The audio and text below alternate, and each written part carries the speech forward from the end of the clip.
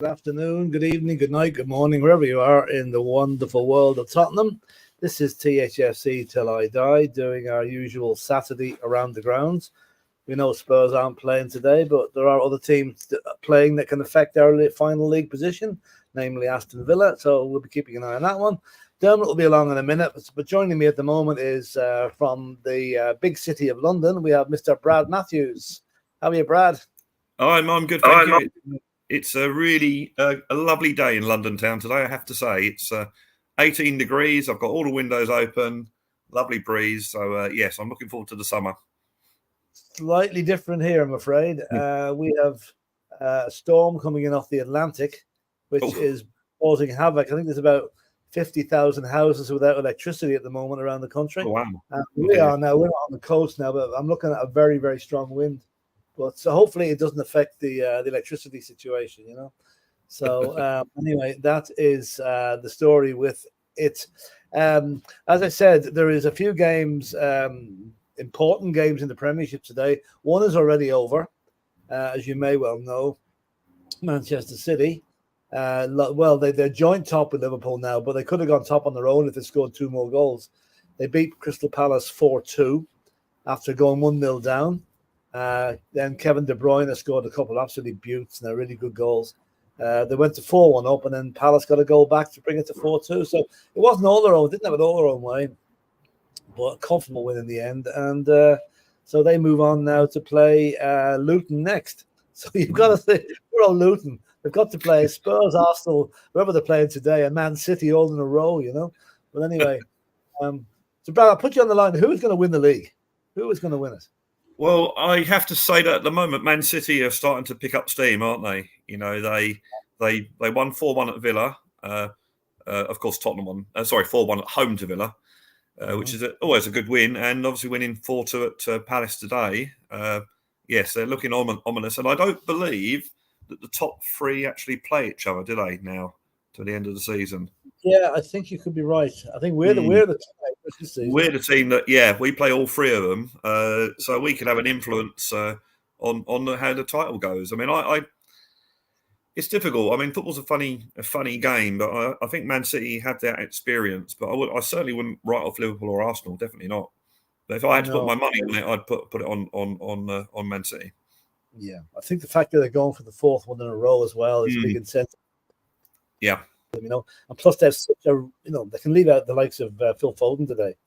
They can bring Bernardo Silva on as a left sub. You know, they've got riches in places most other teams haven't even got riches. You know, it's they really have a strong squad. Well, it's not a big squad. It's not a massive squad, but it's a quality squad. No, it's a good squad, and that's the thing, and that's what Tottenham, if they've got any, to win any titles, we've got to get that sort of squad. Now, I'm not saying we're going to get a squad like Man City's, but we've got to have players on the bench that are just as good as the players out there on the pitch. And Man City, the other day, he started with De Bruyne and Haaland on the bench, and still won 4-1. So it's crazy. The riches they have. I mean, we can't obviously financially compete with them, but I think we should be able to get some quality players in the summer. And as Ange was saying, he'd prefer 2 top £50 million players to just one £100 million player. And I tend to agree with that. Yeah, I like what Ange said yesterday. He says, if it's only the Champions League you want, don't come to Tottenham. That's brilliant. I love that. A brilliant bit of psychology there, really. He wants players that want to go there for the project, for the win, for the for the improvement that we're making in the squad, not just to play in the Champions League. It was really good of him. And the guy, honest to God, he really knows how to work the room. He seems to always, unlike Conte, where you need to be William Shakespeare to work out what he's saying. It's very, very straightforward and very, very to the point. Yeah, with Conte, I always felt that he had to sort of read between the lines of what he was saying, to work out what he meant. with Andy, it's just very straightforward. But I guess really, from having lived in Australia myself, that is very Australian. They are very straightforward people. So so he doesn't mix his words, and it's good. I'm feeling confident for next season. I'm getting the vibes that we got. Don't forget, in Pochettino's first season, he finished 5th, which we are virtually guaranteed finishing this season. Yes. and then we followed it with the Leicester title challenge and then the Chelsea title challenge. So, admittedly, in those days, Liverpool, Man City, and Arsenal, for that matter, were all weaker teams.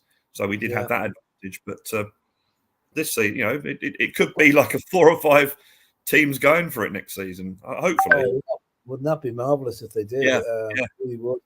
I'm thinking.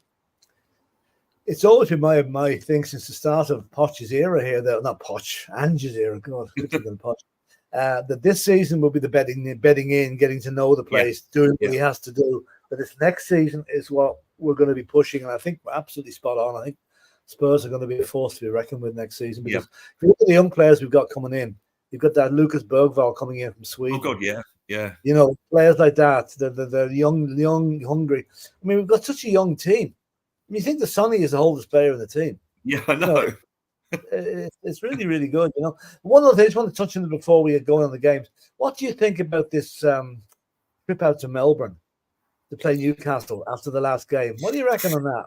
It's a difficult one, isn't it? Because I'm presuming that they're contractually obliged to bring their strongest team over. Because normally on tours, especially when there's international tournaments, they go on these tours without their international players. But I'm presuming that, and don't forget, it's Ange's homecoming. I guess you could look at it in a way 3 days after the season ended. If you look at it the way that it might just be like playing an extra league game in the season. Yeah. Well, the way I look at it, the last game of the season is against Sheffield United on a Sunday, right? So, okay, take it that they fly out to Melbourne on Sunday night. Yeah. Arrive. They're 12 hours ahead of us, 9, 10 hours ahead of us. They'll arrive late Monday night, early Tuesday morning. Yeah. Play the match on Wednesday and presumably fly home on Thursday. Yeah. They could do it within a week. I mean, I know there are arguments against this tour, and I do see that. But if you look at it logically, these guys will be travelling on a first class flight. They're not going to be sitting in economy like you or I would. And I've done the economy flight to Australia many times. Believe me, it's awful. But they're going to be in first class. First class these days is wonderful. I've done it once. Yeah. It's wonderful. Going to be over there. They'll play their game, and then when they come back, they've probably got 2, 3, 4 weeks before the international tournament start anyway. So, I guess you could make the argument that if one of them gets injured, then they could miss out on the tournament. So I guess there would be that would be an argument against it, but. I think logically, if you look at it logically, going over there, playing a game, coming back, and then having a rest, and then linking up with your international teams, I mean, I wouldn't mind doing it for a week.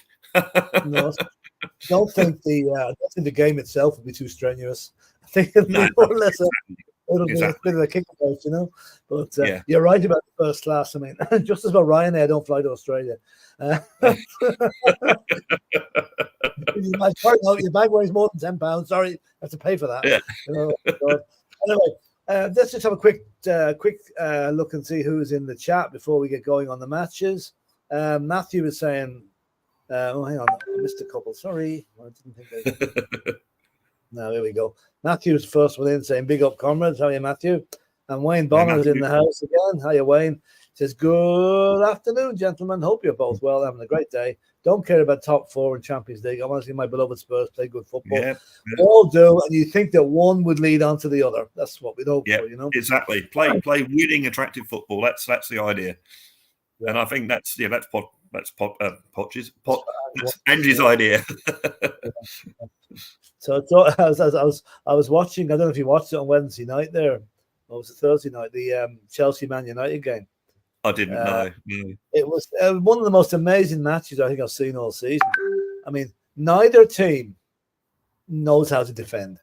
It was like attack versus defense, and it was really, really poor for United to lose that game after leading 3-2 and losing it within 90 seconds. It was, I'd say that was the final straw. I think the fans really want him gone now, Yeah. But Hutch was happy. Anyway, Wayne is saying, good afternoon, gentlemen. Hope you're both well. We've done that one all right. And Matthew's saying, Wayne Bonner, big up, comrade. Big up, Matthew. How you doing? We're all saying hello to each other here. Did you see we were up for sale? Well, we're not exactly up for sale. They're looking for new investors. So, yeah. Yeah. And we're associated with Rothschilds are doing the financial advising. What they're trying to do, Matthew, they're trying to get an investor in, an equity investor, which is probably maybe something similar to what Manchester United have done. Well, Bring did you know the Rothschilds made their money just before the Battle of Waterloo?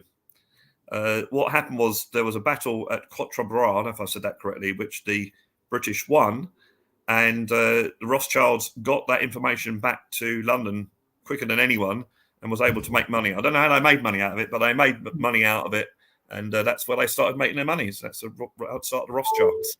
Oh, interesting. Yeah, nice. all about communication.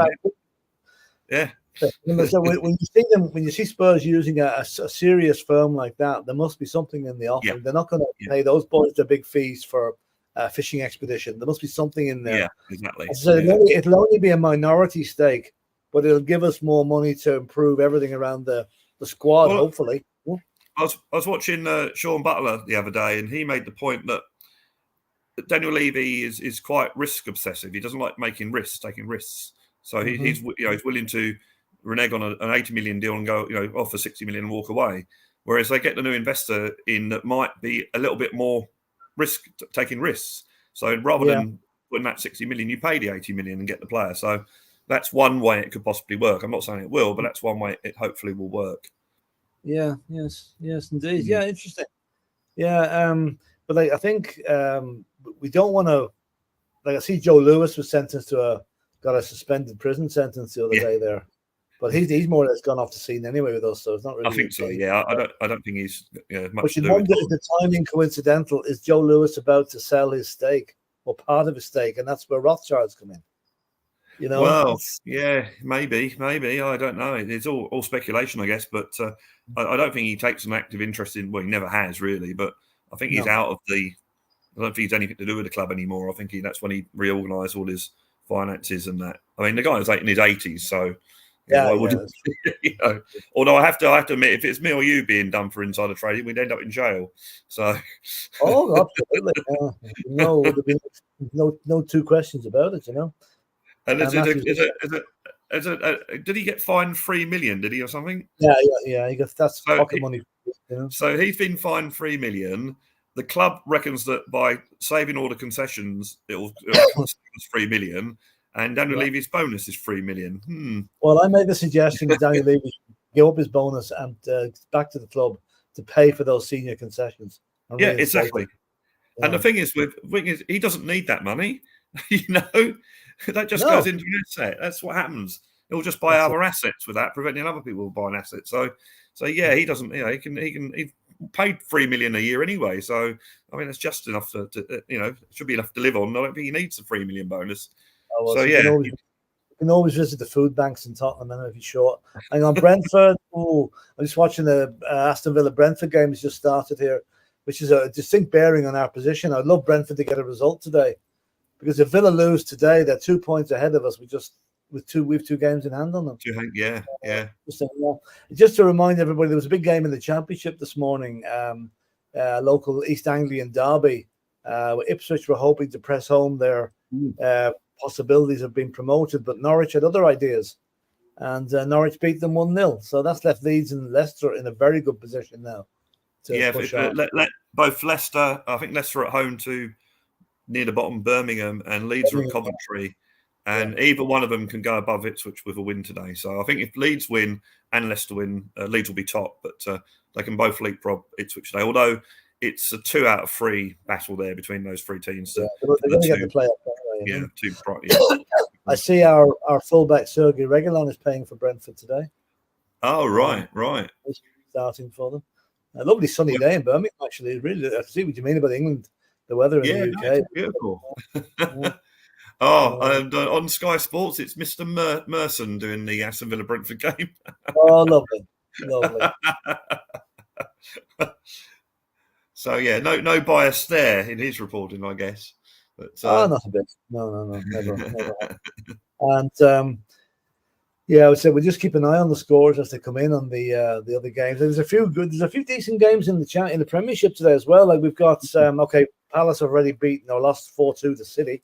We've got Villa and Brentford here at the moment. Everton versus Burnley. That's a real 6-pointer right there.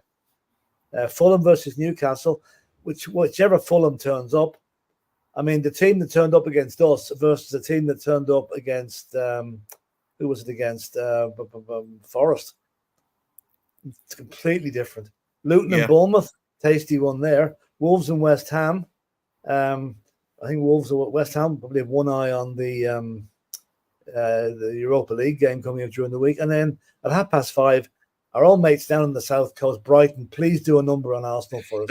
That would just be absolutely. Is that at Brighton? It's at Brighton. Oh, and you know, Brighton can beat the best and get beaten by the worst. Yeah. They're just so inconsistent, you know.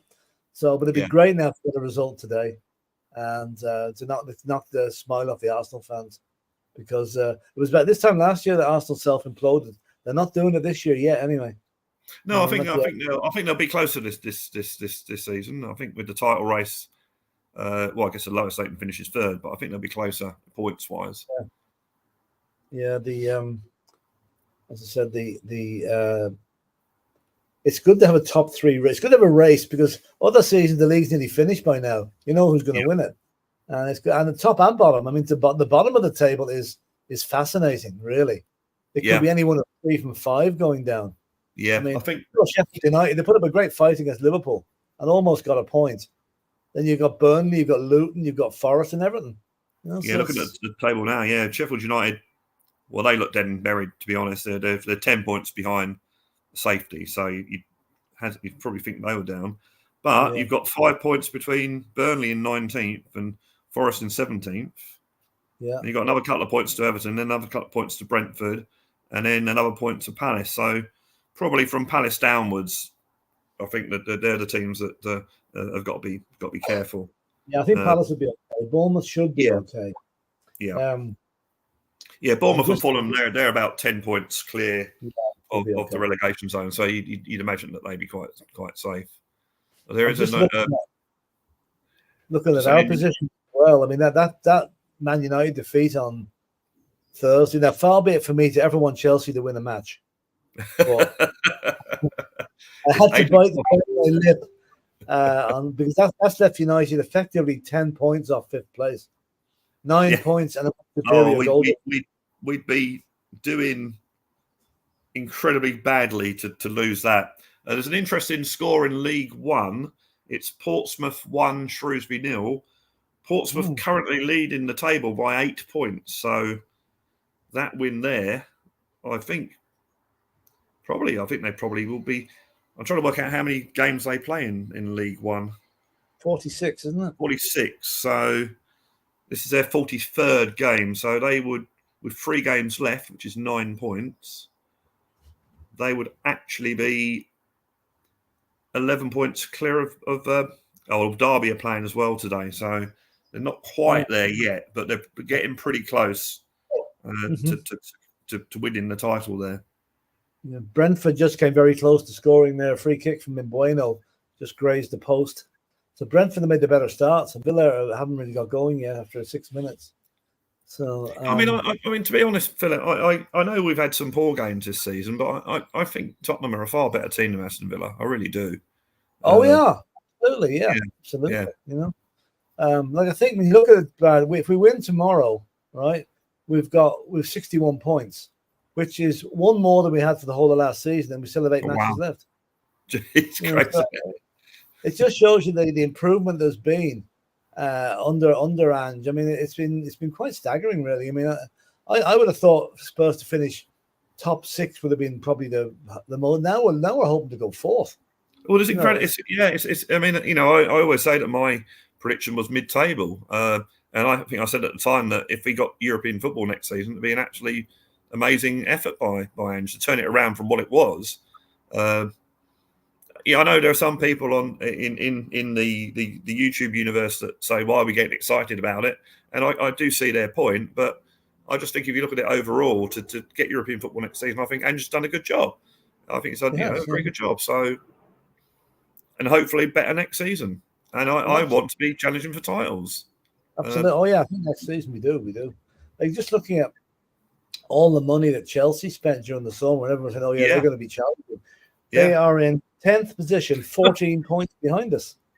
No, it's crazy, isn't it? That really makes me as happy as seeing us in 5th now, to be honest, because I just think that they're a team of the team made of ice. They'll melt away. It's this first bit of problem, you know. Always Brentford with a chance here now. Oh, he's offside. Yeah, so that was it. As for Manchester United, well, I hate to be a United fan. Did you see that? You know that guy is a Goldman. I forget Mark Goldberg or Mark Goldman, whatever. He's got a huge following. Yeah. United. I watched his reaction when the 4th goal went in. Oh my god! I'd say that guy goes through about 3 TVs a week. He was just you know. Oh, so it was so funny to watch, you know. I haven't seen the goals, to be honest. What was the penalty? Was the penalty? A couple of very good goals now, I have to say. Yeah. And like, there's no way United should have lost that match, you know. But they showed one clip, and this is why he's such a divisive player. Marcus Rashford, Chelsea player, had the ball in his own half, in the United half, and Ash Rashford was ambling alongside him, made no attempt to get the ball, and when the man put on a burst of speed, Rashford just stopped, let him go. Yeah. You know, I can see why the United fans are so frustrated with him, you know. He's definitely dropped, hasn't he? He definitely dropped in a lot of. I mean, I used to think Rashford was a very good player. He came on as a sub. I think he dropped as a sub. His form was just sort of faded away. It's quite interesting. Yeah. There's a score in League Two for anyone to think. Mansfield 0, Crawley 1. And I think, and I've got to consult my league tables here. I think I'll find in League Two, Mansfield are currently in 2nd position. They are. And interestingly, in 3rd is Wrexham. Oh, I'd love to see Wrexham go. Yeah. So you've got Stockport on 78, Mansfield 74, Wrexham 74, MK Dons 72. So it's quite close in good old League Two, which I have to admit I very rarely look at. Yes. Talking of Mansfield, I happened to come across an old YouTube video from 1978. March 1978, the year we were in the 2nd division. Oh, yes. And we played away to Mansfield on what I think is probably the worst pitch I've ever seen in my life. It's amazing. It's like a paddy field during rice harvesting time. It was water everywhere, you know? And it was crazy, wasn't it? I've seen that clip. It's something. It was Glenn Hoddle equalised in injury time to make it 3-3. Yeah, with a free kick. Yeah. If he hadn't scored that free kick, we would not have been promoted that season. Exactly. Yeah. It's interesting difference as it was, but we were very similar. Do you remember it was Southampton came out this season and blew everybody away, and now they've fallen off that was Spurs in 77, 78. It was a weird season, wasn't it? Because we were, and I never saw a lot of it because I was in Australia at the time, and obviously you didn't have the internet or Sky TV, satellite TV. But my cousin, who was a season ticket holder at the time, he said that Tottenham that season was so much above everyone else in that league that it was amazing that they didn't. That they did just about scrape. And I think they had to get 3 points from their last 2 games. No, sorry, 4 points, and they played Hull, who were down the bottom in their last home game of the season, and they won 1-0 with a goal. Oh, really? 4 minutes from the end. Yeah, I would never ever forget that. I took my fiance to the game. We were in London for the weekend, and I went to the game. And I think Spurs had something like 26 corners in that match. It was Billy Bremner was playing for Hull. It was the end of his career. He was playing for Hull. And about 4 minutes from the end, I can never remember, was it Steve Perryman took the corner or Chris Jones took the corner? I think Perryman scored. Yeah. Sorry? I think Perryman scored. Yeah. But there was Chris Jones literally pushed the goalkeeper. Oh, really? Right? And we got away with it. The ball just bobbled over the line. We got away with it. Then we had to get a point at Southampton, and Southampton hit the bar right near the end. So, geez, you know, that was nerve wracking. That really was nerve wracking. We wouldn't have got Ozzy Ardiles or Ricky Villa. No, exactly. Yeah, it's one of the season, wasn't it? Yeah. I used to listen to Paddy Feeney's Saturday special on BBC World Service. Could be on at like 11 to 1 in the morning or during parts of the season when the clocks are all backwards and forwards. You'd get to bed about 4 in the morning. And I used to literally record the Tottenham reports and any bit of commentary and literally edit it and redo it. So I've got some. It's probably lost now. I've got a tape of that whole season. But they had the commentary was Southampton Spurs was the commentary match, and they used to go. I don't know if you remember. They used to go in the commentary with about 20 minutes to go in those days. Yeah, And that's right. Spurs got a goal kick right in injury time, and I remember the commentator going, "And this will be the longest goal kick Barry Danes has ever taken." I just remember that. Yeah, unbelievable. It was tight. It really was. But I'll never ever forget that. Sorry to interrupt. There's a goal in the Championship, an important one. Coventry 1, Leeds 0. Oh boy! Yeah, Ella Sims. Anything Ipswich can do, Leeds can do better, huh? Yeah. There's no goals in the Premiership at the moment at all. Except there never is when we do these shows. No, that's true. Villa are starting to get a bit of authority in this game now. There's 13 minutes gone. I see John McGinn's back again after his assault on Papa Sarr. Yeah. I couldn't believe that people were trying to defend that as well. So it wasn't a red card. It's like the most obvious red card you'll see. It's crazy. It was. And the wind is getting stronger here as I speak. God, I hope our electricity can go out because it tends to when the wind gets heavy up here. I think we might have a storm at some stage as well.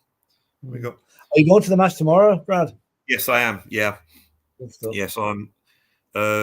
We've got rain at 5 o'clock, and tomorrow for the match, it's going to be 16 tomorrow. It's decent.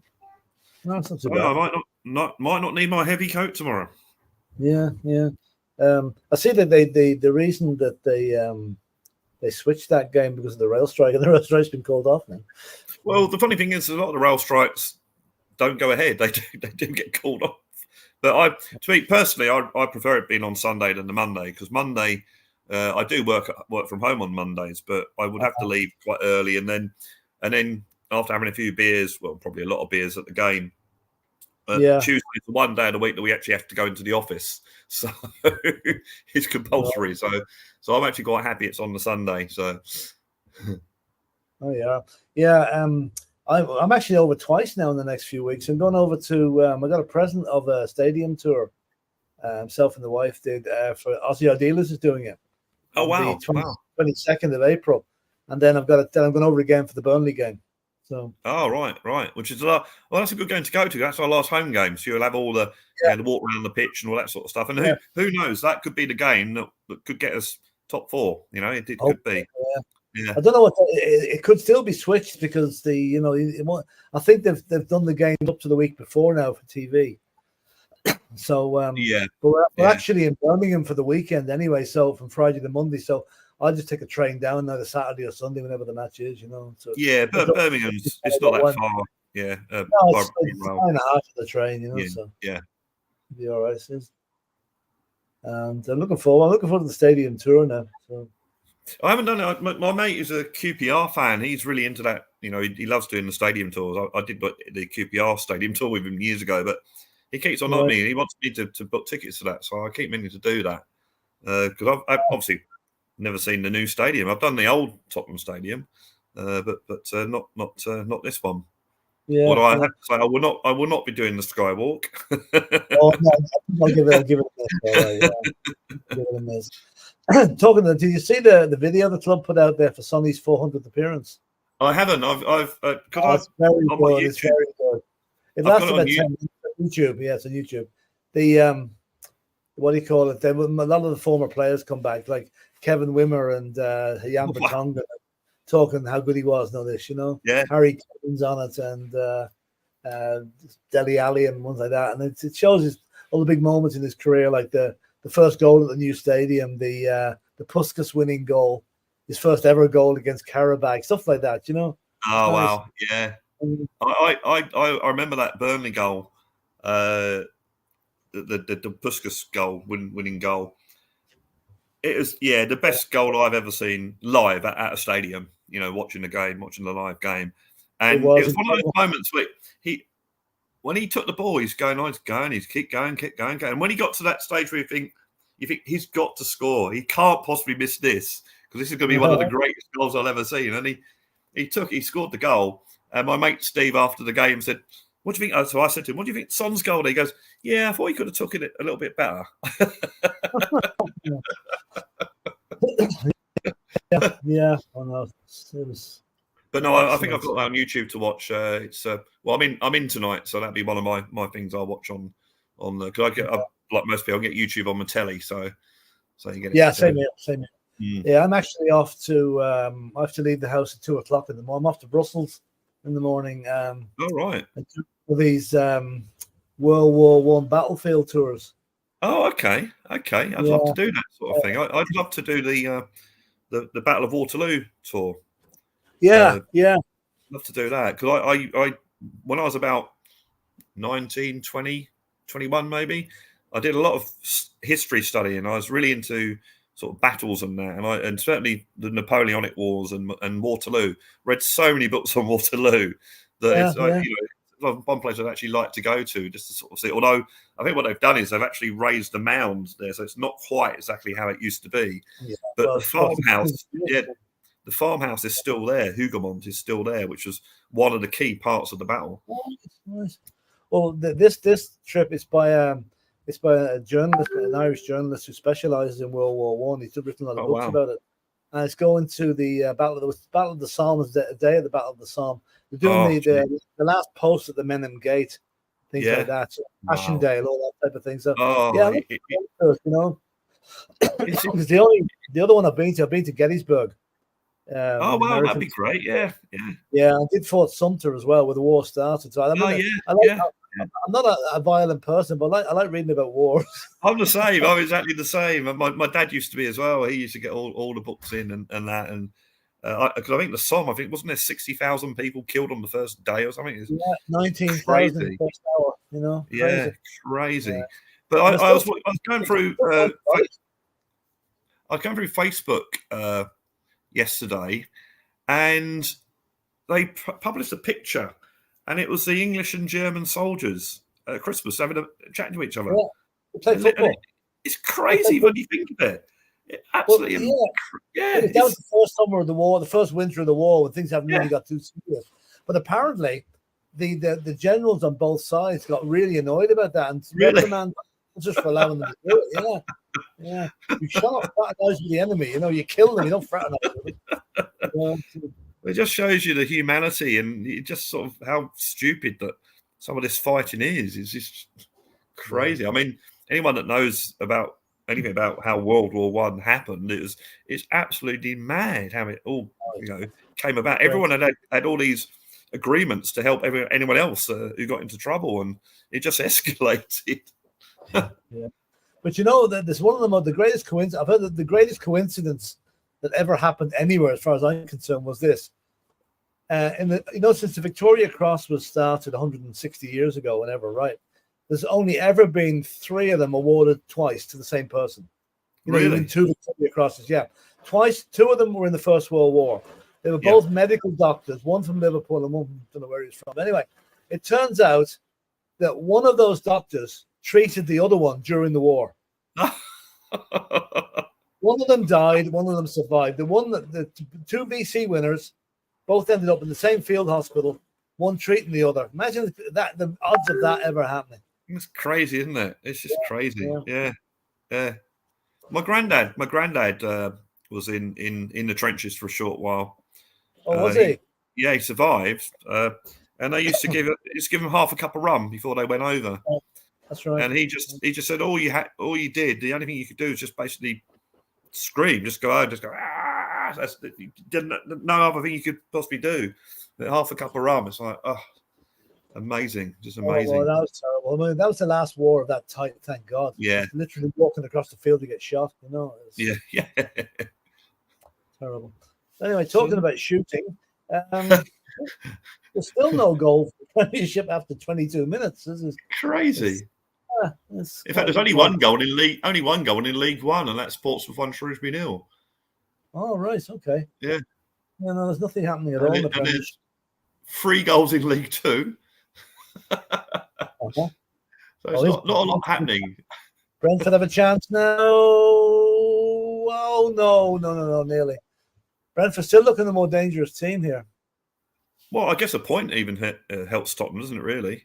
Oh, yeah, a point. We lead them 3 points Yeah. ahead with, and our goal difference is now better than theirs after they got beat against City. You know, although we should have beat West Ham. We should have beat them. Yeah, that was a game that got away, but I guess if you look at it before the game, the point's not a bad result. I think if we were going for titles, then yeah, that's going to be disappointing. But I'm not that worried about this season at the moment. One, they're doing better than I thought they ever would. But two, I'm thinking, well, we're going to finish in the top 5. It's very unlikely that we'll finish any lower than 5th. We're going to get Europe, whatever way. European football. And if we get the Champions League, that's great because you can attract players.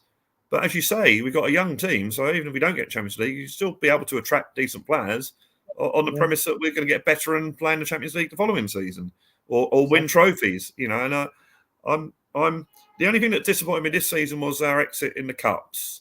I thought I wasn't too worried. I wasn't too upset with the Man City game because the Man City are a decent team that we lost to.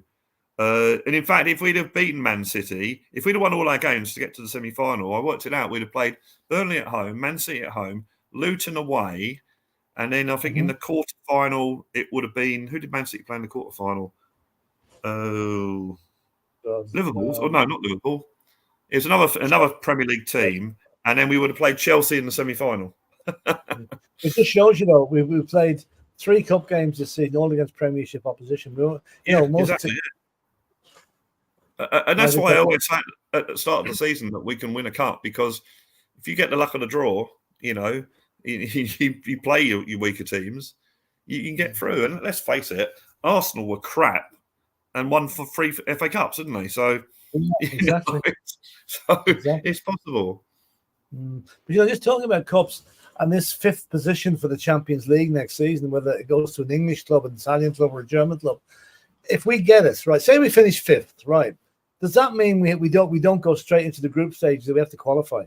I think so. Although that will be the top 4 will go into the group stage, we probably end up having to play Atletico Himalayas or something in the qualifying matches. You know? Or do you remember when we played Young Boys of Bern for the qualifying? Oh, never forget it. Down at half-time. 3-0 down on the plastic pitch. Quite easily in the end, but it took that day. I just remember thinking at half-time, after all the effort we'd gone through to get top 4 and all the excitement and that, and when we were 3-0 down in the first qualifying game, I mean, even though it was over 2 legs, 3-0 down at half-time, you think, bloody hell. And I think we've gone for all that to come out like this. And then I think we got, that black defender, I can't think of his name, scored from a corner. And then I think, right at the very end, didn't he? I think made it 3-2. And when that goal went in, I thought, we got this tie. We were never going. I think we were 2-0 up pretty quickly in the return leg, weren't we, at home? Although I think from memory, didn't Defoe get a goal where he probably handled it to control it? Back in the days back in the halcyon days of no VAR. Talking of that, I often watch that, that Spurs game back in the first division against Bristol City when we won 9-0. Oh, last Glenn Hoddle was only about 5 yards offside. I'd say that was about all. Yeah, I know. Every time you look at it, you think, how is that not offside? That was during. It was unbelievable how that wasn't disallowed. I just bought my first shortwave radio, and that was the first game I managed to hear. And it's just like, and there's been another goal. There's been another goal. There's been another goal. Oh, that's the game that. Do you remember Peter Cook, the comedian? Yeah. Peter Cook. He was a big Spurs fan, and apparently he reckoned he had a kidney complaint that day, and he went to the toilet 3 times and missed every goal.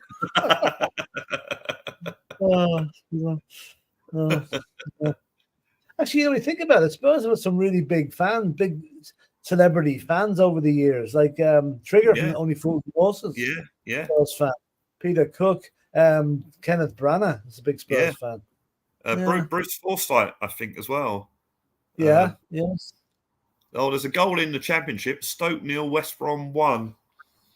So there's a little bit happening. trying to Do you think remember who. the actor in the old Carry On films, the Doctor film, Leslie Phillips? Yeah, Remember? yeah, He was a big yeah. fan as well. Yeah. Well, hello. Yeah, that's it. That's it. Yeah. So this is amazing. Not a goal in the Premiership. My God. It's crazy. It's just not happening, is it? Oh, God, nothing happening. It's not. There's hardly any, We're even in the Scottish tomorrow League. in Scotland. Rangers and Celtic. Oh, when's that on? I might watch Tomorrow that. at 12 o'clock. That will actually decide the Scottish title because whoever wins that isn't going to be caught, I don't think. So Right. Rangers win that. They win their first title for a number of years. Although Celtic have gone so backwards under Brendan Rodgers. It's not true. Yeah, it's funny how many Celtic fans you bump into now that we got Postecoglou in it. Yeah. Well, it shows you what a great job he did up there, you know. Yeah, they're all really. I even met there's a pub I go to after work, and the manager, the landlord, is Australian, and he used to support, I think, Brisbane Roar when Postecoglou was there, and Okay. apparently Postecoglou took him to 2 titles, which had never won before, and then his wife wanted to go back to Melbourne where they used to live, and so that's why he took the job at Melbourne the following season. So yeah. Okay. There's a documentary coming out about him, apparently, about his relationship with Ferenc Puskas. Oh, right. Puskas, I think it was the Melbourne team, and Ange was because Ange, he must have been his translator and his chauffeur when he was there. Yeah, that'll be very interesting, you know, when that comes out. And I'd also go back to that trip back for the Newcastle match. I think that game is as much a thank you to Poch for Ange what he's done. I think so, have a game in his hometown, you know. Yeah. Well, I think Melbourne's got the biggest Greek population outside of Greece, or outside of Athens. Yeah. It's a lovely city, Melbourne. I was in it once. I thought it was lovely. Lovely. They're lovely people, the Greeks. Actually, I was up on on the Gold Coast on a holiday with my parents, and we had a caravan, and we were next to this caravan. And this Greek family had 3 lads, and you know. Yeah. And the mum goes, "Oh, I said that your son's on his own. Do you want to come in and, you know, have an evening with us," sort of thing? And I'd already had my tea, and I went over there, and these 3 lads were talking about football and watching comedy shows and that. And then, "Oh, do you want some food?" "Oh, a little bit." This big, great steak food and that sort of thing. You know? I didn't smash the plate afterwards. No. No. They do New Year's Eve, smash all the plates. I've experienced that at a Greek restaurant in Australia as well. But what they do is they just before, when you finish dinner, they come around with all these sort of I don't know, these really not cheap plates that are made out of plaster of Paris sort of thing, you know. So and you just smash them out. It's good fun, I have to say. Oh, there's been a goal at Leicester. Leicester 1, Birmingham 0. Kiernan Shrewsbury Hall has scored. Do you know something? He's having a great season, that fella. He really is. He's playing very, very well. Oh, here he is. Mr. Tron. Hello. How you doing? Not too bad. Not too bad. I just wanted to show you the latest league table. I only did this just now, guys, so this is new for me. So there's give me a minute. No goals in the Premiership at all, so it hasn't changed. I know that. I've got them there, Philip. Look, I've got them upside of me there. Nil's all the way along. I take it that only 5 goals have been scored in the whole of the leagues. Yep. So but 2 important ones. Yeah. Leicester leading is important. There is the up-to-date table for you guys. Right. What do you reckon, Philip?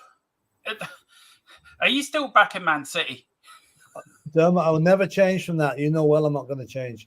And they're starting to put the 4 goals in the last 2 matches. Mm-hmm. They're starting to motor a bit now. And De Bruyne today was unreal. He was brilliant. He really was. I mean, that's what says a lot to me about the current Tottenham team. Is, you know, you put a De Bruyne in our team, you put a Harry Kane in our team. You know, we're not that far away. I think we're doing well. We are not. Philip, how's your game going? No score. Not much. Brentford probably had the better chances. Villa starting to come back into it a bit more. Reguilon had a great chance in the first couple of minutes, put it wide. Villa had one good chance, but no, it's it's fairly low key at the minute. Although Villa are playing a very high line, and Brentford are exploiting that. They're getting in behind them.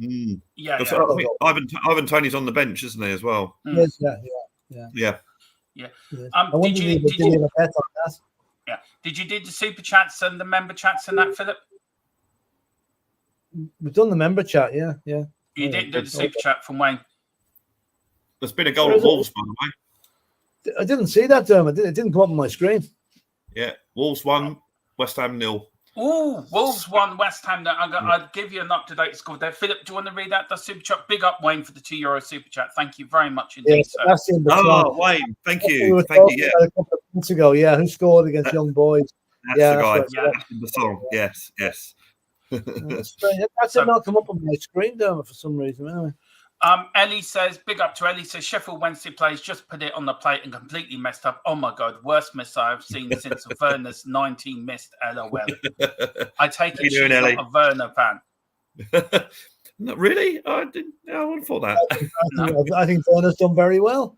I think I have. He the West Ham defence the other night, so Yeah. Big up to Timmel. He's new, so big up. Welcome to the channel, sir. He says Kevin De Bruyne, KDH, 12G/39. That's pretty awesome.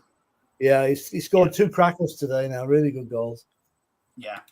And then DJ Samuel, make my Saturday if Arsenal lose. I said it last night. Me and Colin went through the Premier League games, and I said Brighton could beat them 1-0, Philip and Brad. I just got this feeling that they could turn up tonight, Brighton. Depends what Brighton turns up, Dermot. It depends what Brighton turns up. Yeah. They can be brilliant and they can be crap, Yeah. It all depends on whether I watch as well. Because if I watch, Arsenal will probably win. But I don't watch Arsenal, I'm afraid. Unless I have to. I'm like you, Philip. I can't bring myself to watch them, especially when they're playing well. I might watch them if I think they might get beat. But I have to watch them if we're doing the watch along. Goals in the Championship, the lower leagues, Brad. What you got there? Two interesting ones. Two interesting ones is that it's Leicester 1, Birmingham 0, and Coventry 1, Leeds 0. So Leeds and Leicester, if they both win their games, will leapfrog Ipswich. But at the moment, Leeds surprisingly are 1-0 down. Although they have probably got the tougher game. They're at Coventry, and Leicester at home to Birmingham, and Birmingham are down near the bottom. So yeah, so Philip, any other games that have sort of took your interest around the leagues today? Is there any other results you're thinking? Do you know what, that'd be a good result? The Ipswich losing to Norwich is probably the most important one.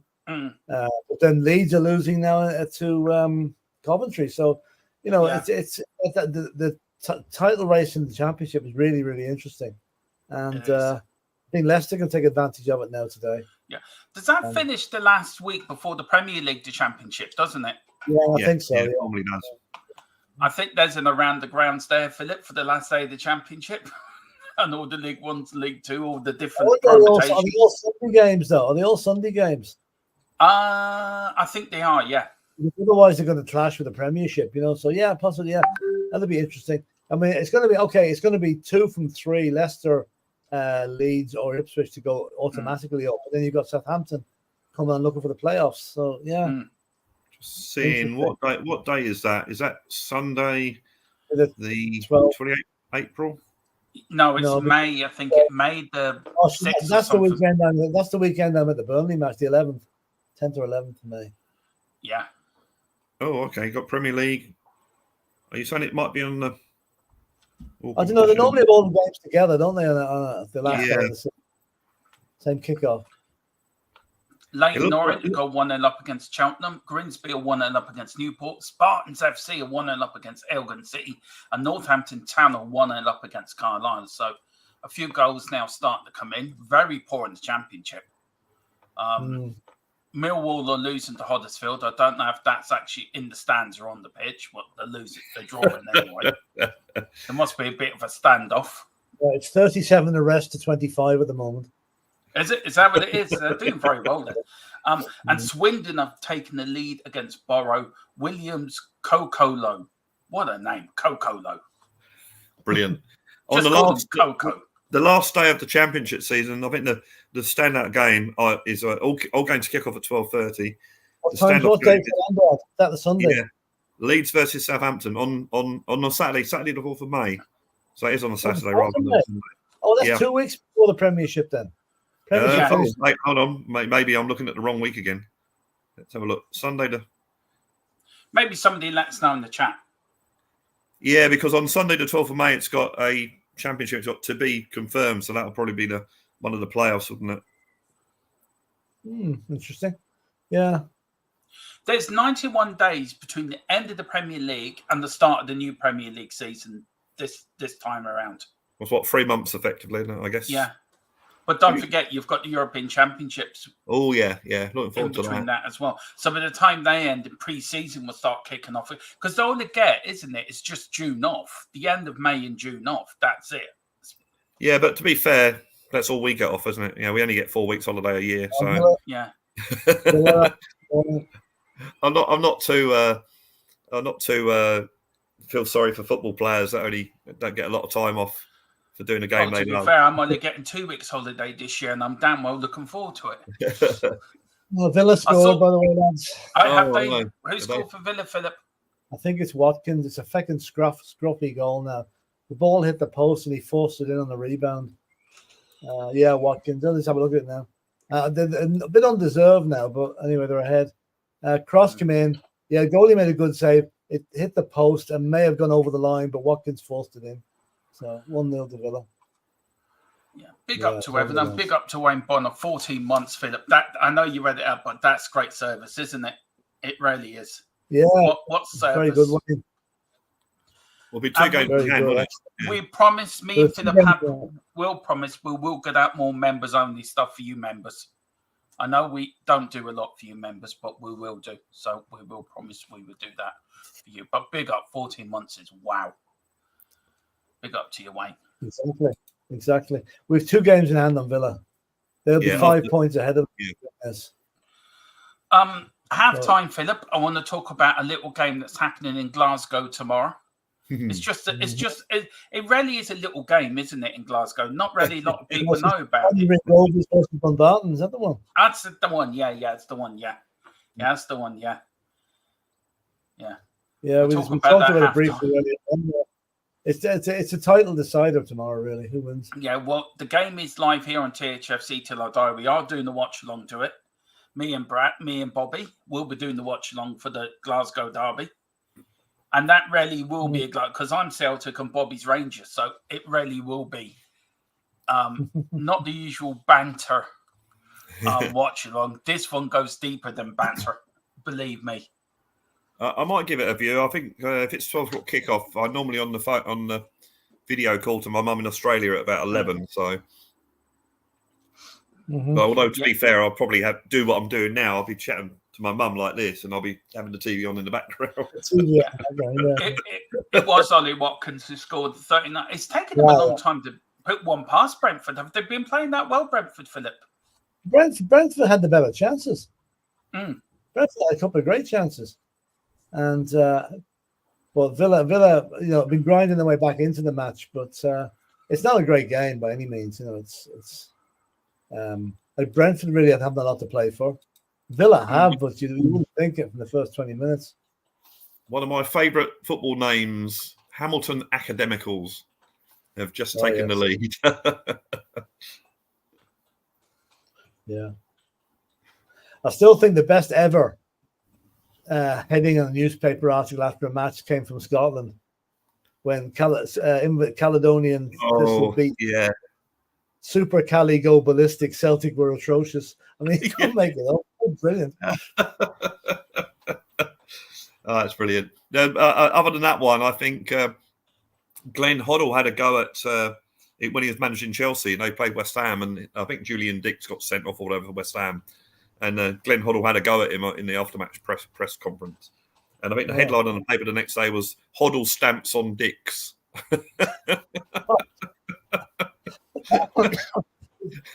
You sort of think to yourself,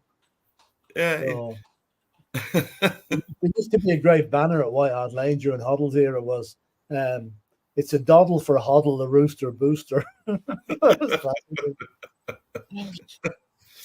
Oh, there's an interesting goal. In League 2, MK Dons have taken the lead against Forest Green. MK Dons are one of the 4 teams that are going for promotion up the top there. Right. Right. Max Dean scored the goal.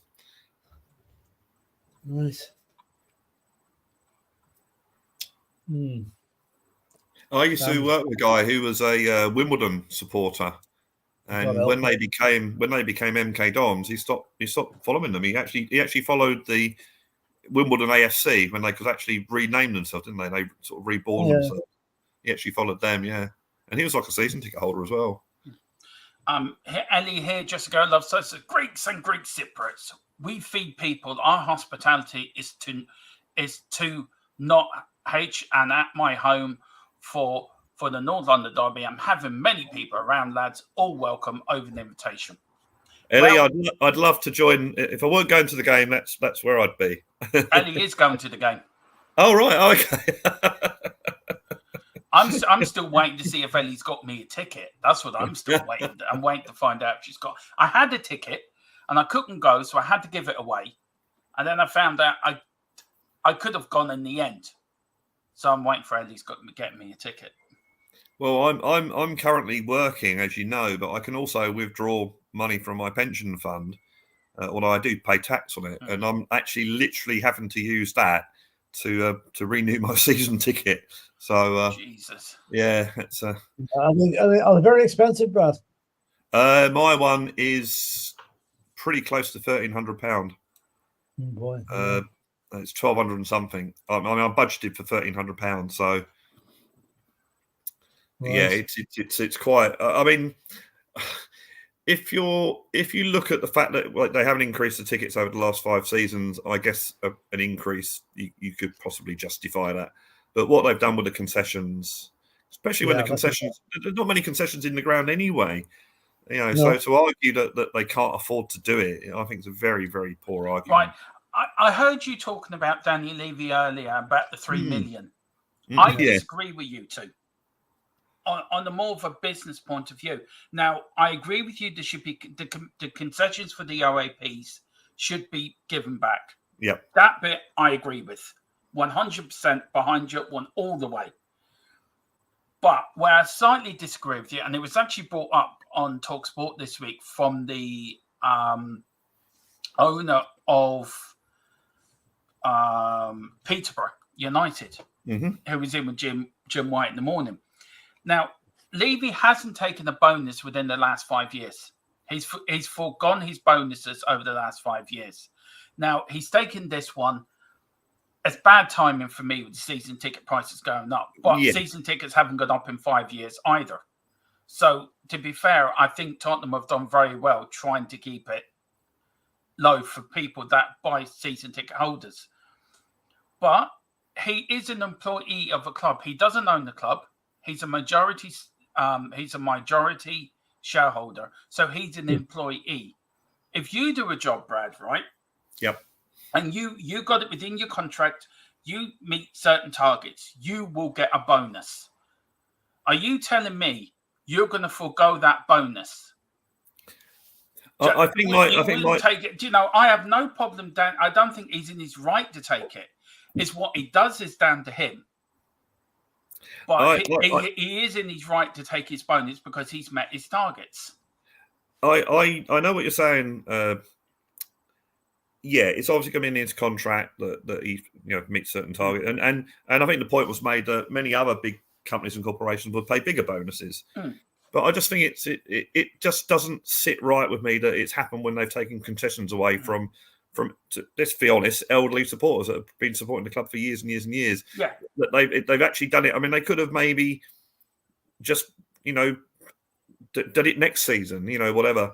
It just grates on me a little bit. Whenever they're going to do it, it was always going to be bad time. Now, I agree with you. That I think they will go back in that concessions. I think at the end of the day, I think Tottenham will see sense. I think they will as well. Actually, I think they will. Yeah, but I think they will. I think they will. Yeah. By the way, gentlemen, there's been a goal in the Championship. Leicester 1, Birmingham 1 now. So that's interesting. And Swindon in League 2. Swindon gone 2-0. Like Paul Gazzetti has given, and also on the season tickets, people complaining about the season tickets. I've got a very simple. Philip knows my view on this, don't you, Philip? You know what I'm going to say. If you're going to complain, don't buy the damn thing. Don't buy the season ticket and then start complaining about it. The problem is season because ticket if you're holders. Complaining about, hang on, if you but I want to say very quickly, if you're complaining about the person you don't want to give money to, then why are you giving money to him by buying the season ticket? Oh, it's I ridiculous. think when you're a season ticket holder, you're at Tottenham, and I imagine many other clubs or big clubs anyway. If I was to say I'm not going to buy my season ticket anymore, I would not get another season ticket in my lifetime. Yeah, I'm not having to go with you, Brad. I'm just saying it out as principle. To the waiting list, yeah. So we're in a situation where we're not saying we're forced to, but it's a situation that we have to renew our season ticket. Otherwise, we don't ever go again. I mean, I was lucky. I was very lucky years ago where I was able to literally get someone else to pay for my season ticket, and they had it for 2 seasons. Technically not supposed to do that, but that's how we did it. So, and then luckily I got a job which just happened to pay a bonus around season ticket renewal time, and I managed to get my season ticket back. That wasn't a dig at you, Brad. I'm just making a. I'm just making. Oh a point. Yeah. I know. I know what you're saying. I do get your point. I just think in this day and age where there's such a lot of money around in this world, and especially at Tottenham, that to pick on the people that can probably least afford it, I just think it's wrong. I just think it is it's wrong, very, and very I agree with you on that. know? I'm not disagreeing with you, Philip. Go on. You had your hand up. What's happening? You're shaking your head, saying ridiculous. I don't think it was what me and Brad were talking about. I think it's about what you just seen on the screen. Everton just scored against Burnley, Calvert-Lewin, 1-0 to Everton. No, I saw the referee, and the referee's done this twice. I don't know who the referee is in the Villa Brentford game, but once about 10 minutes ago, Villa were breaking away when the player was fouled, and instead of playing the advantage, when Villa had a real advantage, he brought them back and gave them a free kick. He's after doing exactly the same thing for Brentford. Brentford were away in a 2v1 situation. There was a foul on the player on the ball. It broke to the other fella. He brings it back for a free kick to Brentford. Yeah. And they surrounded him. Then he blew the whistle for half time and got out of it. Now, they're showing it now, Philip. The Brentford players look absolutely incensed. And the goalkeeper's pushing them away. Yeah, they're not happy, are they? I just see the same pictures. No, it's just poor refereeing again, Well, the funny thing was, I the other day I found the highlights of the Man City 3 Tottenham 3 game. And I'd forgotten about when Man City were clean through and the referee pulled the ball back for a free kick right at the end of the game. So we actually, it helped us that day. But I'm not sure which WhatsApp group. Someone posted a picture, a graph of penalties that you've received and how much time you spend in the opponent's box. There was on a graph on like the X axis was how many penalties, and the Y axis was how many times and Tottenham were right at the high end of the Y axis, played so many times in the penalty box, and yet had only received 1 penalty this season. It's a really interesting score from Germany. A team that I never even heard of up to today now, to be honest with you. Heidenheim, right? versus Bayern Munich. Yeah. After 45 minutes, Harry Kane and Serge Gnabry had put Bayern Munich 2-0 up. But now, after 51 minutes, it's 2 each. Wow, gee. Heidenheim, they're the biggest name in German football, Philip. I mean, they're up there. The Heidi Heidi more. I know what the Heidi Heidi.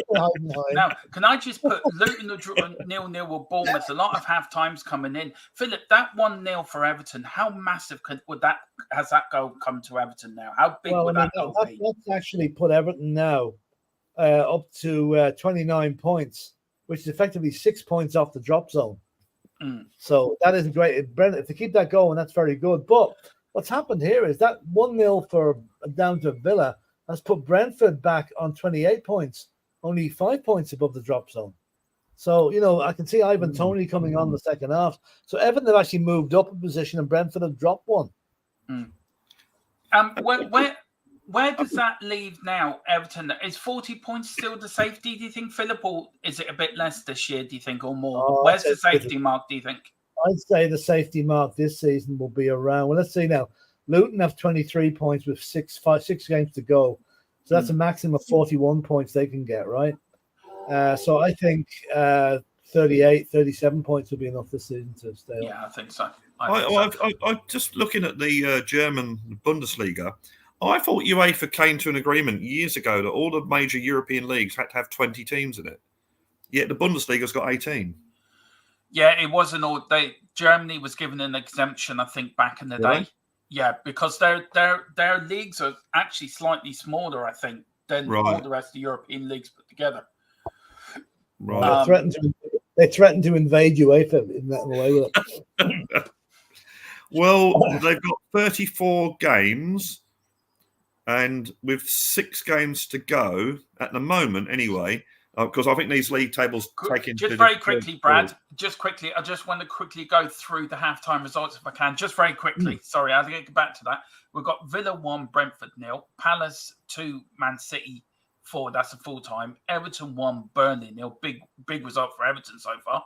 Fulham 0, Newcastle 0. Luton 0, Bournemouth 0. Wolves 1, West Ham 0. So that is your Premier League halftime. Of course, 1 full-time score.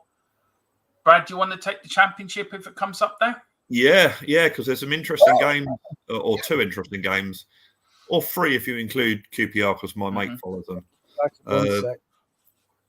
They're still going on with the Premier League at the moment, which is a bit annoying. But going back to Germany before the results come up, Bayer Leverkusen are 15 points clear with So not many. Here we go. The Championship. We have Blackburn 0, Southampton 0, Cardiff 0, Hull 2, Coventry 1, Leeds 0. That's a very important score. Huddersfield 0, Millwall 0, Leicester 1, Birmingham 1. Another important game. Middlesbrough 1, Swansea 0, Norwich 1, Ipswich 0. That's a result from earlier today. QPR 0, Sheffield Wednesday 0, Stoke 0, West Brom 1, Sunderland 0, Bristol City 0. And Watford 0, Preston 0. So not a lot happening in the Championship, very much like the Premiership at the moment. Yeah, and League One there. Look, when League One comes up, I'll do League One, then you can do League Two, Brad. Look, Leverkusen, are they unbeaten in every game they've played this season? They certainly are in the league. Yeah. Certainly are in the league. Ellie says it's a party before and after the match. Too, as an extension to everyone's. Well, Ellie, let me know if you got my ticket. If you got my ticket, I'm coming. But you haven't let me know. Please. I need to book flights. Tottenham, and Wayne says, Tottenham, the board and band time. Surely not. Yeah, I know, Wayne. You just Brad, I get your point on the concessions. I do understand that, and I'm behind you 100% on that. It's the bit, I think the taking the bonus is bad timing, personally. He could have taken it quietly. I think somebody leaked that to the press. To be fair, well, they no, but they have to put it in the financial report. Yeah, they have to. They have to. And I think it's buried in there somewhere because I think it's not in the main thing that people see on the website. But if you actually go into the report, it's in like 60 pages long. It's in there somewhere. Do you know what? I think this. You were talking about it earlier. This has been a damn good season for Tottenham. If you look at it, I think we've done well.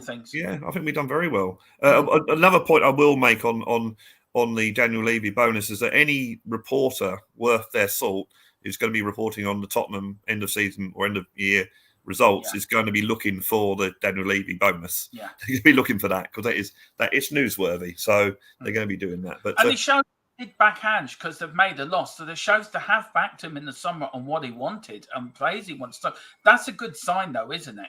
I think the players that we've got have been very good. The only thing I will say, I do hope we go for quality rather than quantity in the summer.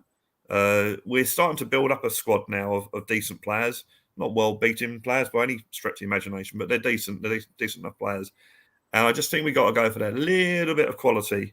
And as I said earlier, you imagine the De Bruyne and a Kane in the current Tottenham first 11. Yeah. You're looking at a different team.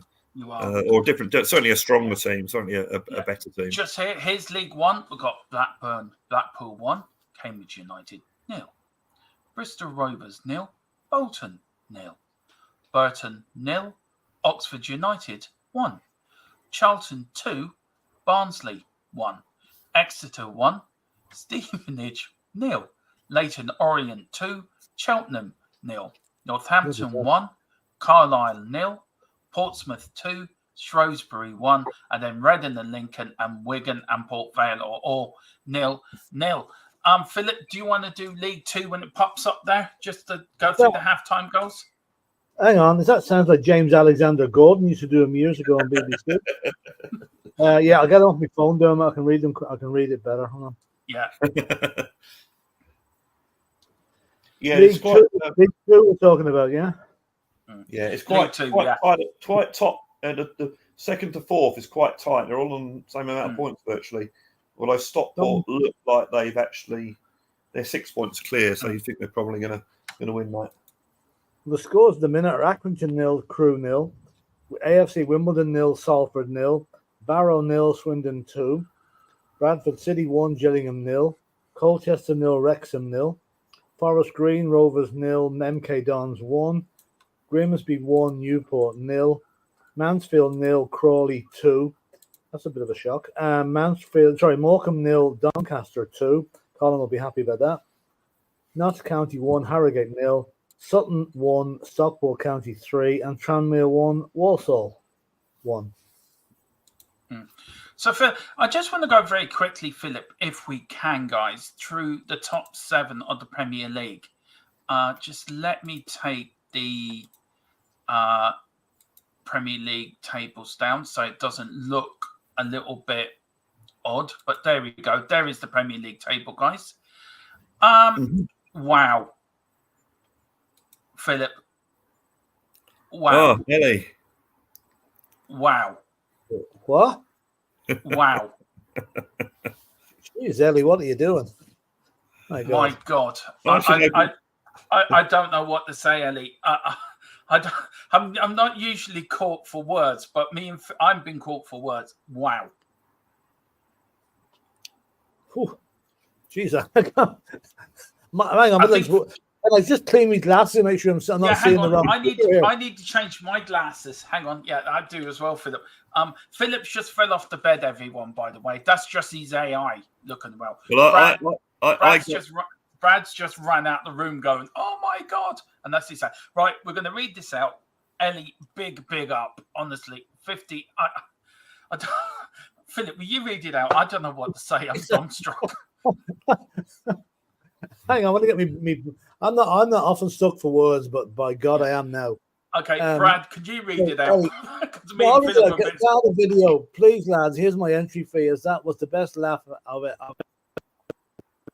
Brad on a stream, honestly, split my sides, all three of us, and the chat was going some too. It was truly epic and comedy gold. My God, my sides are still literally aching. That's from the Garda, the one we did about the guards going out to raid the island for the poaching, but we substituted football names for it. It was very, very funny. Well, I tell you what we do, Philip. Before we end today's stream, we'll do a Garda one. Before we end it, we'll do that for Eddie. Because of what she's done for us. What do you reckon? Well, yeah, for me as well. I haven't seen it, so yeah. Oh, you haven't seen it? You're going to love it. You're going to love it. It's what we're going to talk about it today, Philip, is about looking for Daniel Levy's bonus. Should we do it around that? Yeah, that's it. Yeah. Do you know what you can actually do? Getting near the end of the game, you could put it on. You can put it on near the end of the matches, because that'd be good. Daniel Levy's bonus, yeah. Ellie, I don't know what to say. Thank you, generous, Ellie. It's so generous of you. It really is. It really is, Ellie. Thank you so much. Honestly, that would buy Philip a few. That would buy Philip a few. I don't know what that would buy you, Philip. A few what?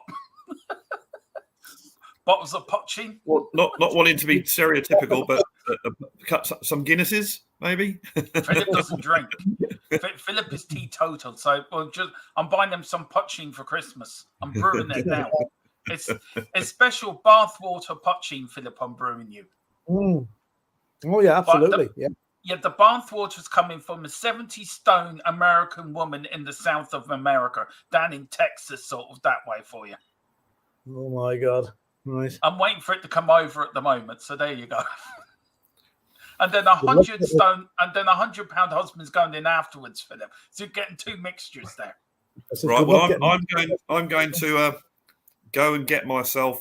I'm not sure if you can put a pint with a dash of lemonade, but a pint with a dash of cloudy lemonade. So okay, who knows?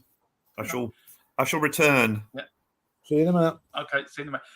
Philip, wow, for Ellie. I can't. I'm dumbstruck. So am I. Yeah, no, I really am. I'm just... Thank oh you. God! Yeah, thank you so Ellie. much, Ellie. Honestly, thank you so much. Wow. Wow. Carl says, wow, Ellie, you're a legend. Wayne Bonner, big up, Ellie. Ellie says, my garden is about 60 foot by 30 foot. There you go, Ellie. You can throw a party now. DJ Samuel, 50 quid. Party. You're saying, and Ellie saying, Dermatron and Philip, you're still my guys. Very good. Yeah. Do you know what? I do miss Ellie on the channel, Philip. Don't you? For some of the shows we do. Oh yeah, absolutely. I do miss Ellie on the channel. Absolutely. Ellie, do you know what we'll do? When Dermot gets over for a match, he'll cut the lawn for you.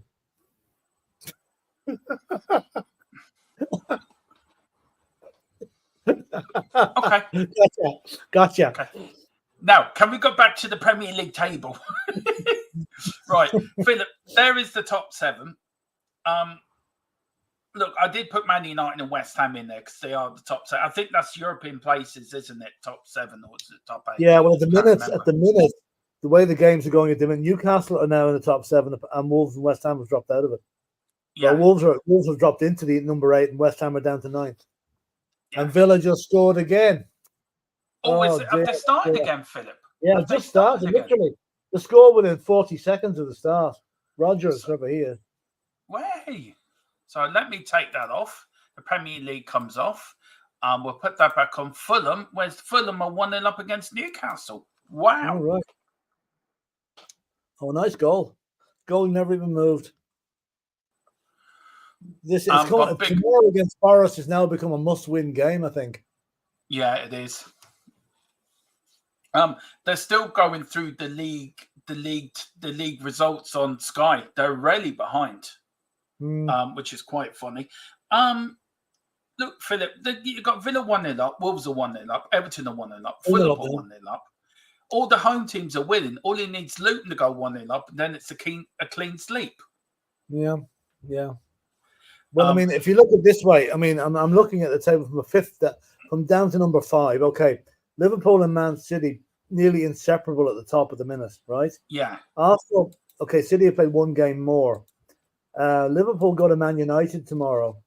Philip, sorry, there's a goal. Villa are 2-0 up. I think you've missed that, Villa. I said that a minute ago. Villa scored again. Yeah. So are Fulham 1-0 up as well? Hang on. Did you say Fulham are 1-0 up or No. I said Villa have gone 2-0 up. That's I thought you said Fulham had gone 1-0 up. Villa 40 seconds into the game they scored another one. So that tomorrow is a must-win game then against Forest. Yeah, okay, we've got Liverpool at 70 points, City 70 points, Arsenal 68. Hopefully Brighton can do a job on Arsenal tonight. Villa now on 62 points. They're 5 points ahead of us. They have got 2 games in. We've got 2 games in hand. And the goal differences are now, they have 1 better goal difference than us. 1 goal difference. So we need to get a few goals tomorrow to break that up. Now, the big thing is the gap is back to 6th place. We are 9 points ahead of Manchester United with a vastly superior goal difference. Yeah, but also 5th place is ours. It's unless something drastic happens, yeah. Yeah. Carl says, are Sky ready behind? They are. The games have started and they were still doing league whatever. It could be your stream. Your stream might be behind them, is it? No, it's not, Philip. It's on here. It's got the Villa have gone 2 up. Yeah. Which I heard you say whilst I was in the kitchen. But at the moment, they're interviewing Alan Smith. That's who I've got on my screen. Yeah. So I think they're just. Carl is saying, Sky, they are. We've got Ellie. I haven't got a spare ticket yet. Oh, Elliot, if you can. You know, I will be there. I'll even swim over the Irish Sea to get there. And Chris says, Chris Welsh, big up, lads. Hope you're well. Chris. Big up, Mr. Welsh. We'll get you on, Chris, for these My car around as the well. grounds, because we want a Carlisle reporter, and because you're a massive Carlisle fan, so we'll have a Carlisle reporter. Colin, of course, is our Doncaster Rovers reporter as well, because he's a big Donny fan. Me and Philip, we're just covering there, and me and Brad are in the studio. You know, I'd like to just, if you want to make your lager look like an ale, then put cloudy lemonade in it. There you go. Philip's drinking punching. Yeah. I think I put too much lemonade in it. It's tasted more like a shandy than a beer. West Ham Wolves are still 1-0. Neil Lennon looks well on the telly. He should be the island job. That's who it is. I was trying to work out who it was. I knew I'd seen him before. I couldn't remember his name. Iber there also. Oh, you're going, DJ Samuel. Wicked, man. Wicked. Hope you have a great day. If I'm there, I'd love to meet up with you, DJ. Ellie goes, do you feel Levy will backtrack on concessions? I think he will. I really do. Mm. I don't. I know that Philip, you don't think he will, but I think he's good at doing things. It's a really strange guy. He's a guy that will do things that are really, really bad timing and get him a lot of bad publicity, and then he'll do stuff which will give him good publicity. It's just he's almost like he's trying to test us. You know, let's do this, and when he sees a reaction, I'll renege on that. I mean, look, compared to the Glazers and compared to other owners of other football clubs that are pretty terrible, I know he's not been the most popular chairman, but he hasn't been that bad, has he? To be fair, the problem is compared to like to the United, who take dividends out of the club and they're letting Old Trafford rot to places. I mean, Colin was telling me there was fans at Old Trafford a month ago, and a bit of concrete fell off the ceiling and nearly hit them. That's how bad Old Trafford's got. I just think, Dermot, that when Tottenham have been in a position to carry on, he hasn't backed the manager. I think that's the problem. That my problem with the way that ENIC have run the club, and you only have to look at their record with what we've won in that time. Although you could make the argument that we've been in many semi-finals and 2 or 3 finals. So, you know, in another reality, we could have won a lot of stuff. So. But I just think that's the way I look at it, Brad. I mean, but for a kick here and a kick there, we could have won the Champions League, a league, 2 leagues. I've got a theory on it, right? If you look at the timing of these things, right? Back in 2016 and 17, when we really needed money to invest in the team to push on, it wasn't there, it wasn't backed, right? Now, was that down to the fact we were just about to build a new stadium and that the funds were earmarked for that? Because if you look at things now, since the new stadium has come on stream with the extracurricular activities of the NFL and the rock concerts and the boxing, suddenly money is a little bit more freely available. So was he just being cautious at the time? But now we can see the funds are there to be allowed to regenerate the team. I think he's generally a cautious person anyway, and I think that. And he always said that the building of the stadium would not affect transfer funds. So I think, as you say, that season, our last season at White Hart Lane was the best Tottenham team I've ever seen. You know, whilst I've been going to football, and obviously I was alive during the double winning team, but I obviously never watched it. But yeah, that was the best team I've seen, and we could have. It would have been interesting if we'd have had another season at White Hart Lane, what we would have done. But the problem with what happened with that team was it got older at the same time, and then as soon as we got to the 2019 Champions League final, that was our peak, and we never actually got in there and sort of we never. If you look at what Man United used to do when they were winning titles every season, they used to always upgrade their team every season. That one player would go and they'd buy another player in. You could go back to the Liverpool sides, couldn't you, Brad? Yeah, you can go back to Liverpool sides of the 80s, and 70s and 80s. 2 players every season, wasn't it? Yeah, exactly. And that's what, and they're good quality players that make differences. And I don't think we've done that. It's this quantity over quality thing. And also the other thing, let's be honest about this. Our recruiting has not been that good. At least they're trying to sort of rectify that now. But yeah, he's done a good job on that, though. I think Steve Hitchens got an awful lot. Yeah, Steve Hitchens got an awful lot to answer for, to be fair, and his time as football director of football, I think he really does. Look, you can't tell me no. So go on, Philip. Go on. Bournemouth have taken the lead at Luton.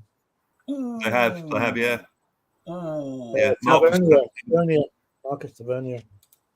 Oh, let me change that. Let me change that for you. So at the moment, that means Luton are on 22 points, Forest on 25, Brentford on 28, and Everton on 29. But Everton and Forest have a game. Everton will have a game in hand. Sheffield United will have 2 games in hand on teams above them, but they're on 15 points. Yeah, I think they're dead and buried. I'll tell you, there's one team licking their lips at the minute, and it's Arsenal, because Bayern Munich are now losing 3-2. There's 8 minutes to go. Oh, Harry Kane, what have you done? Just a very quick question on the Everton thing, guys. Are Everton due another points deduction somewhere along the line? No, they've had 2, haven't they? No, only one. No, they had 2. Appeal, didn't they?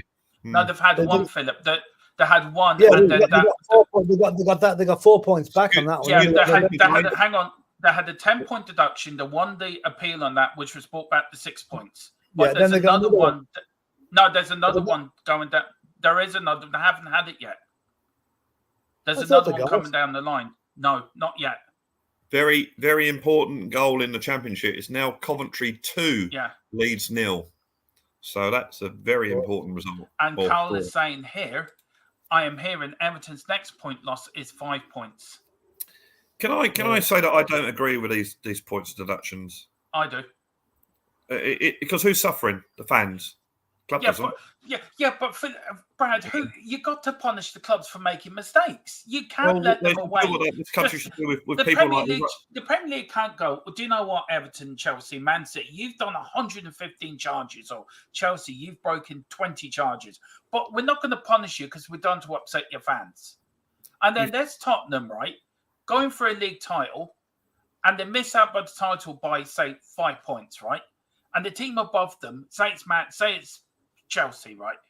And they've known Chelsea have broken FFP and rules that how you run your football club. How do you think we'd feel? How do you think we feel that we know a team above us have broken the rules? Like Manchester City beat us in the League Cup final. They broke the rules. They cheated. They cheated to win everything. I think the situation with Manchester City and with Everton and Nottingham Forest is totally different. What's happened with Nottingham Forest and Everton is just basically bad accounting. That's why they've had these points. Yeah, but they broke the law. Yeah. They broke the law. It's bad accounting. Whereas Man City, it's not bad accounting. It's that they just literally broke all the rules by getting past them, having good lawyers and getting past them. With Nottingham Forest and Everton, it's just bad accounting. But Brad, they broke the law. They broke the rules. So then you find the directors of the club. Yeah, but the directors are not there. So it's no point. If they're not with the club, you have to. It's the club that have broken the rules. It could be you in charge of Everton, me and Philip in charge of in Leicester, and me in charge in say Manchester City, and you broke the rules, Philip, because Philip was fiddling with the accounts.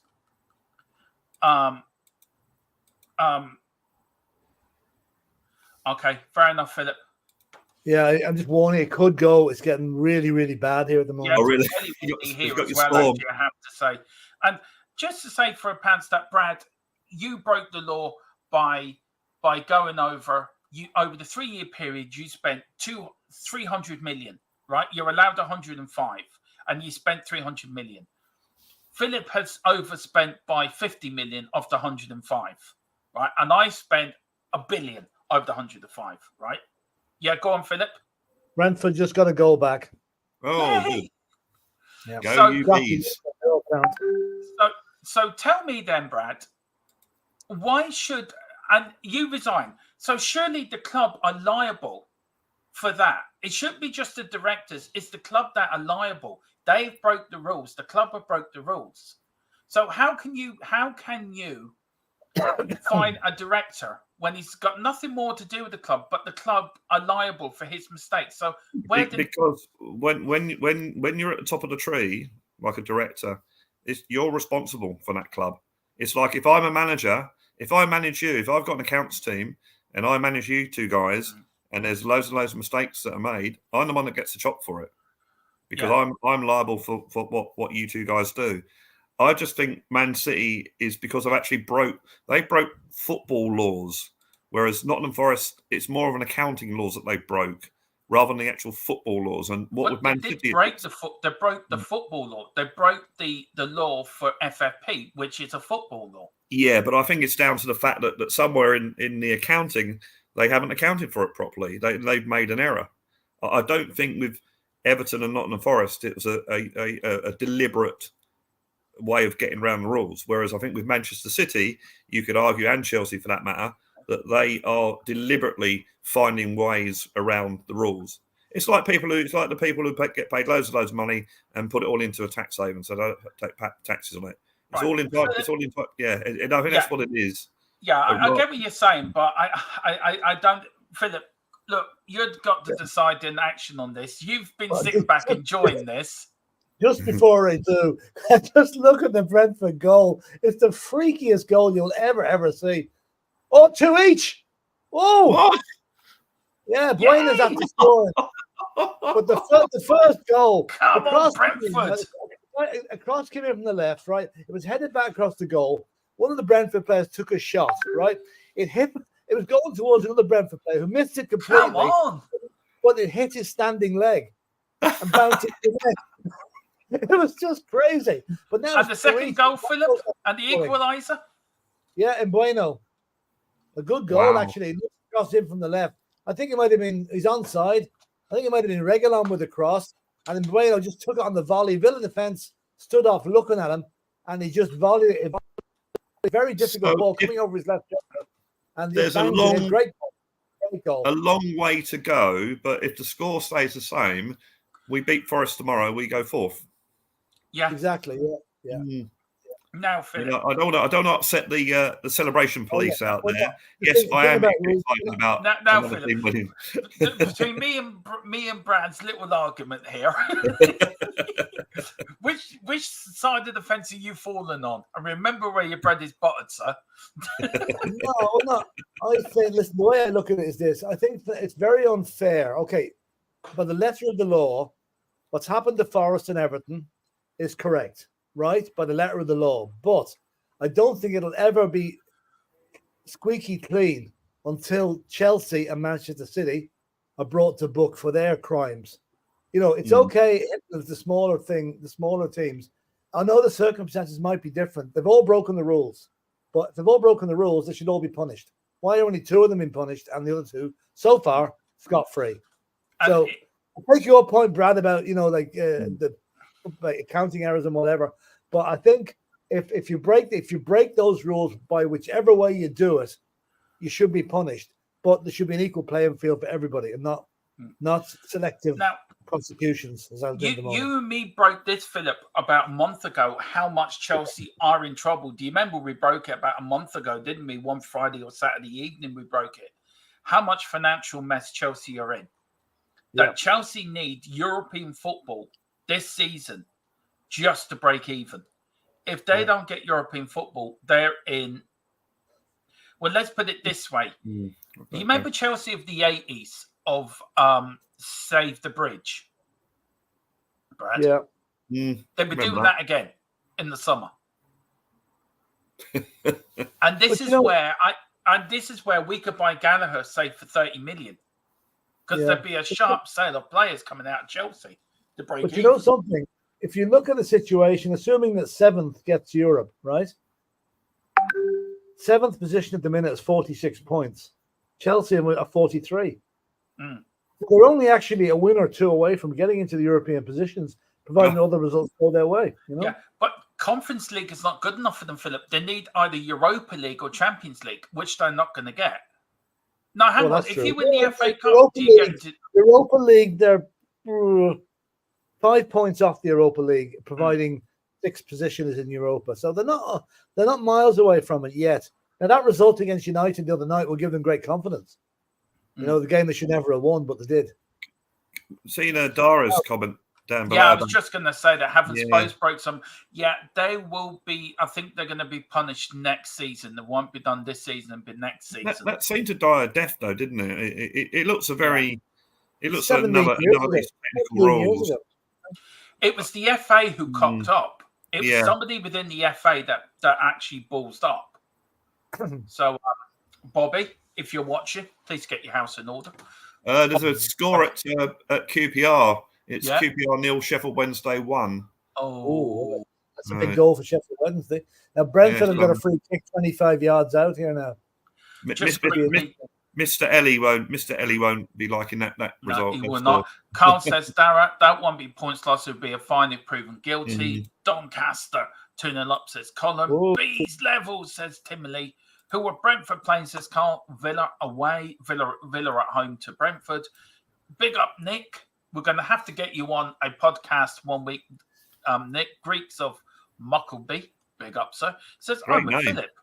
For sporting integrity of the Premier League, Chelsea and Man United need to face full punishment of their misdeeds. Yeah. Otherwise, it is all pointless. Yeah, and Philip, we all agree on that. You, me, and Brad will agree on that. For the Premier League, they have to do it. Just they're after you, Brad. That's local. It must be. Just, I want to ask you two questions, right? And it's a yes or no answer, right? Is the Premier League heading towards what Serie A was in the late 80s, early 90s? Which was what? No, Brad, you know what I'm on about, don't you, Philip? With the corruption and everything. Oh, right. I don't think so. I guess that's a no, isn't it? I think the Premier League, without wanting to have stereotypes forced on people, I think if you look at Italian politics, it's pretty dodgy. So I think it generally, Serie A is probably a lot more dodgy than what our Premier League will ever be. And I think our Premier League is a massive brand, so they're going to be trying to be squeaky clean. In fact, what I actually do worry that they're getting too squeaky clean. And I'm talking about things like VAR and that sort of thing. The problem with the Chelsea, not so much Chelsea and Man City, is that there are so many claims against them. That's going to take years through the courts. Well, it isn't, because the FA are using what UEFA had. So it's a case of all the evidence there. It's a case UEFA did find them guilty. You need to. Has anyone watched the YouTube documentary, The Biggest Football Scandal of All Time? It's on YouTube. And it's about the Man City when UEFA banned them from the Champions League and how they got out of it. And, And it was all CAS. Have you ever known, guys, CAS to ever go back on a finding that the arbitration of sports, that nobody knows who's in there, nobody knows when it's run or how it's run, but suddenly they turned around and said Man City was squeaky clean. You know what's going to happen, though, don't you, Dermot? Brentford. What? 3-2 to Brentford. Bloody hell! I tell you what, that actually deserves a goal celebration. That deserves a goal celebration. Hang on, let's bring up a player, and because Ellie's watching, and what Ellie did for us today. Where is he? Dracula is absolutely down. Where is he? Wow. Where is he? I'm looking for him. Come to me, Mr. Viking. Where's the Viking? Where is he? Whilst you're looking for the Viking, you know what's going to happen, don't you? Man City are going to win the title. Okay. Arsenal are going to finish second, and then they're going to take the title off of Man City, and Arsenal will be the title winners. Ellie, this is for you because Brentford have just equalised. Welcome to my party. We're just getting started. A life is a dream or a nightmare scarring. Had an assist by Sergei Reguilon. Absolutely brilliant ball across. How's Dracula looking? He's looking for he says someone must have put it in his pocket. He's absolutely crestfallen by the whole thing here. Yeah. Wissa with the goal. In 10 minutes, Brentford have turned it from 2-0 down to 3-2 up. Amazing. I was having a drink with my manager last night, who's a Brentford season ticket holder, And I actually said Can to him, I just say, Brad does never drink. Brad is a very good human being. He doesn't drink or smoke. He goes to church every Sunday. So Brad going out for a drink is like... It's a great... The church is one of the great pubs, actually. Yeah, it is, yeah. And he even sees the Pope in there some of the time now. Just a quick question.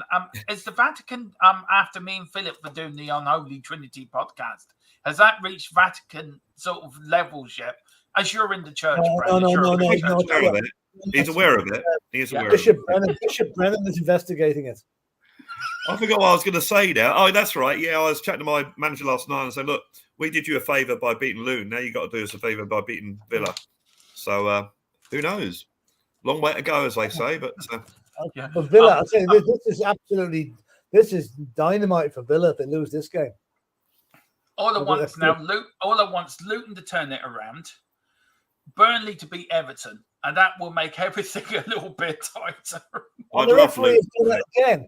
A Brentford player foul. They're on the breakaway, and he brings it back for a free kick. This guy cannot spell the word advantage. I hate to say this, but the way the Premier League has gone this season, you wouldn't put it past Villa to score 2 goals in the last 10 minutes to win the game, would you? There's 20 minutes left. It's coming up minutes now. And it was Wassa. Wassa got the third goal for Brentford. Huddersfield still nil. The fans are still fighting at Huddersfield. Huddersfield have sort of come back with Millwall are now down to 55 arrests to 62 in Millwall's favour. So Millwall are winning the fight of the day. And I did actually. The one thing I did laugh wondering about the match, it's 0-0. The one thing I did laugh about the financial results that Tottenham produced was the fact that the amount of money that we make from food and drink sales, but then that doubles and trebles when the NFL play there and when the rugby's there. And the reason being is that you're allowed to drink inside the stadium at those games. Yeah, that's right. I think we need to go to one of them NFL matches and do actually a bit of content from one of them, Philip. The match might be good fun to go to, actually. I certainly want to see a gig there. I wouldn't like to see the price of the tickets for it. I'd say they're very expensive. Yeah. I want to see a gig there. Philip's favourite team in the whole wide world, Coventry, are 2-0 up against Leeds. Now, Brad, this is true. This is true. Philip has not forgiven the Coventry for 87. He's still holding a grudge. I mean, this man. I mean, Philip, isn't it true? You still hold a grudge against that Coventry 11. Well, not the present team. Just that I cannot. If that goal ever comes on, if Keith Houchin's goal ever comes on TV, the TV gets switched off straight away. Can I say it was a good goal, though? To be fair, I refuse to acknowledge it was a good goal. Brad, was it a good goal or not? Well, that was in Australia. I watched that game. You said cup final night in Australia. So someone's house would have a party and you'd watch the cup. So by the time the game came on, which was about 11 o'clock in the evening, you'd have a few beers and drinks under your belt. So, yeah, I do remember at half time with 2-1 up, weren't we? And I was sort of saying, who got our second goal? I don't see who's got our second goal. And then you woke all VAR, Wolves and West Ham. I don't know what's happening there. There's a score. There's a goal. Where? A penalty. West Ham have equalised with a Luis Paqueta penalty. Oh, so West Ham 1-0 up. Wow. No, 1-1. West Ham were drawing down, but they were losing. I know. I said 1-1. No, I thought you said 1-0 up. Oh, okay. Yeah, I did. I changed my mind. I said 1-0 up. Bayern Munich were beaten 3-2. I'll tell you what, the girl reporting on the Stoke West Brom game is not a bad looker. See, Brad's only doing this so he can look at the women doing the Sky Sport. That's what Brad's doing. We all know what he's doing now. You know, I like women that are intelligent.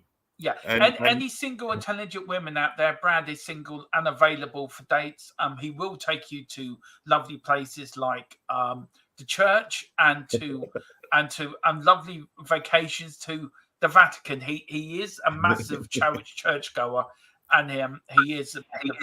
I think it's got lost in translation. I was actually saying I like that 69, the drink. Can I just give a bit of meat on the bones about the Bundesliga? Leverkusen are winning 1-0 with 6 minutes injury time, right? Which means that'll put them 16 points ahead of Bayern Munich with 6 matches to go. So will So that Bayern means Munich? one So win- have they one win- effectively won the league today then, Philip? No, they're 1 win away from winning it. Effectively, they haven't won, but officially, they have to play another 4 matches, or another 6 matches, but they're 16 points ahead. So one more Well, so- win, that's done. So Bayern have only got the Champions League to win something this season, Yeah. I presume. Yeah. Do you know something? Wow. I hate to say it, but I can see Arsenal fucking demolishing them on Tuesday. I really can. That's not bad for me because it means that they'll put the Tottenham Arsenal game to Saturday morning, which suits me better. But Yeah. that's just been totally biased. Carl is Oh. saying Dirty Dermo and Dirty Brad on one channel. We are blessed. DJ saying, Yes, you, Carl. Yes, you, Carl. and DJ says, and the local fish and chip chops and these local pubs. Yeah. Oh, yeah. Philip, I mean, Brad was telling us before the stream, he was getting us to pray and everything. He was getting Philip to get on his knees and start praying and saying the rosary before. I mean, this is how religious you know- Brad is. Did you know that Ealing hasn't got a chippy? But Oh. it has got churches, hasn't it? Oh, yeah. Brad knows Yeah. that. See, yeah. see, told you, Brad knows there's churches there. That's something So- else we've learnt about Brad today. Talking I of normally do a chippies, little bit of, sorry. now talking of chippies, near the pub where I play in Dublin is probably the best chippy in Dublin. Yes! Um, Come on! what? Come on, Luton! Yes, see, Luton have equalised. Come on! Come on! That's what I want to see, Luton. Come on! beat Bournemouth. Come on! Sorry, Philip. Got all excited. It's a chippy called Leo Burdocks. Now, it's the smallest chippy. You can fit 3 people inside it. That's how small it is. But you want to see the list of celebrities that go there when Bruce Springsteen never misses.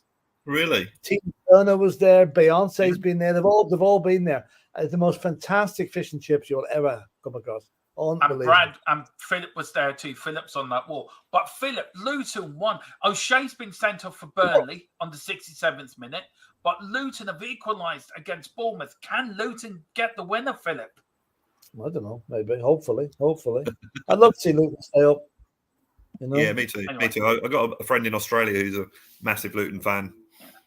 So I'd anyway, love to see Chris says, Brentford get another goal here now. Put this one to bed. Chris says Regulon- my uncle lives in Coventry and a Coventry fan, so I hope they do well. Big Oh, up, that's Chris's an uncle. interesting point for obviously Coventry is where the Specials are from, the band, which I'm sure we all know. And they were actually got together again after they broke up in the 2009, I think it was, by Simon Jordan. Yeah, that's true. Yeah. That's yeah. true. Bonnie Rigg, I think, are drawing 1-1, Carl, I think.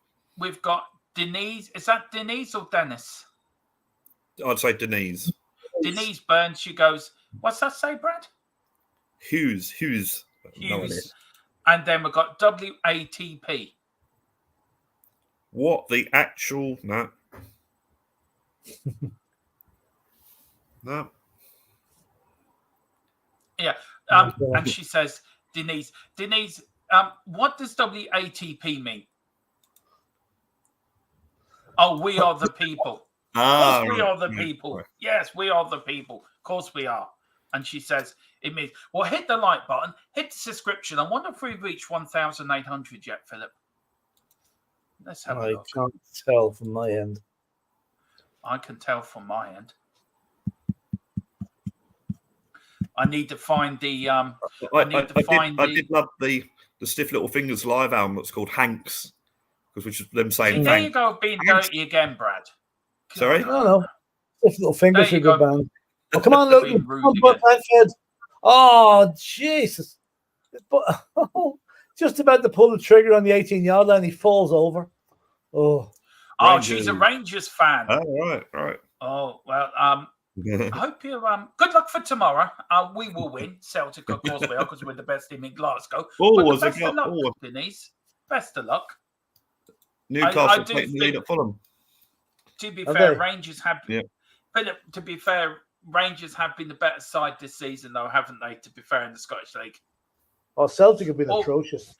I haven't missed your super chat, Adrian. We're getting to it now. Sorry, sir. Big up to Andy in Char with a €2 super chat. He says, big up, lads. Agent Reggie doing us a big Crossed by favour. regular. Now, who's Brentford coming again now? It's 3 against Newcastle 2. 1-0 up. Newcastle are 1-0 up against Fulham. So big up to Newcastle.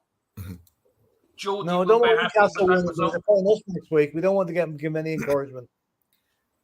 So big up to Adrian. You want to say anything to Adrian, Philip, for the super chat? Thanks, Adrian. Very good. Adrian Reggie did do us a big favour there. Brilliant cross. We have many operatives out there.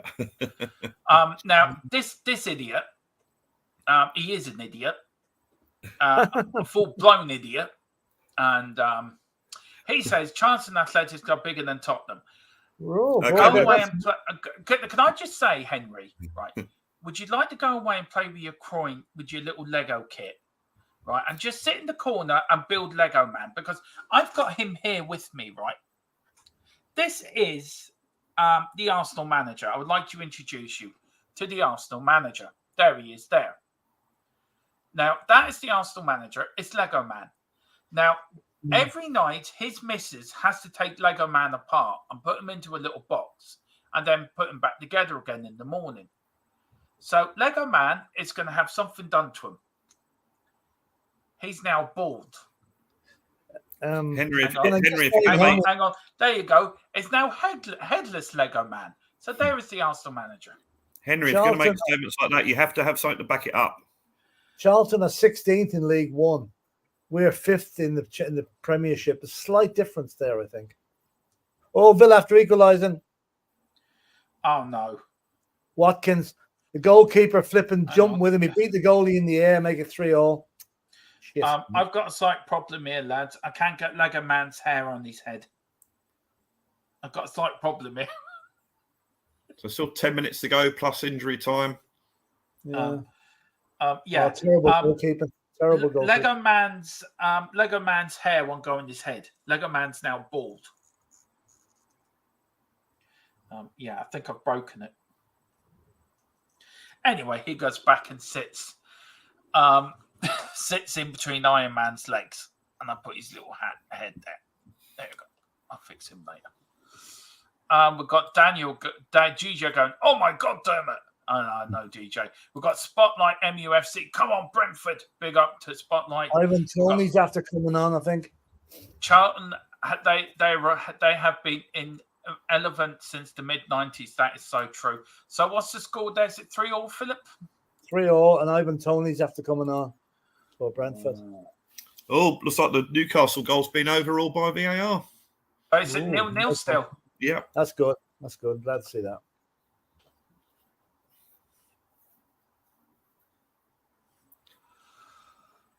Oh, my goal's back on again. What's her name, I wonder?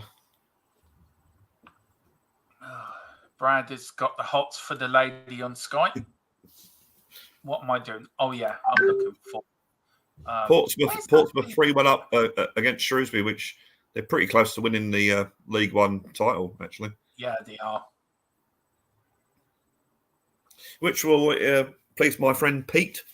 We call him Pompey Pete for obvious reasons. Is it the one doing the Stoke West Ham game you're on about, yes, Brad? Yes. I see what you mean now. Yeah, it's very nice, isn't she? Yeah. And Coventry, Leeds have pulled a goal back at Coventry. Yeah. With about 15 minutes to go, yeah. Right, okay. Where am I going here? How do you spell poaching, Philip? P-O-T, there's various ways of spelling it. P-O-I-T-I-N is one. P-O-T-P. P-O-I-T-I-N.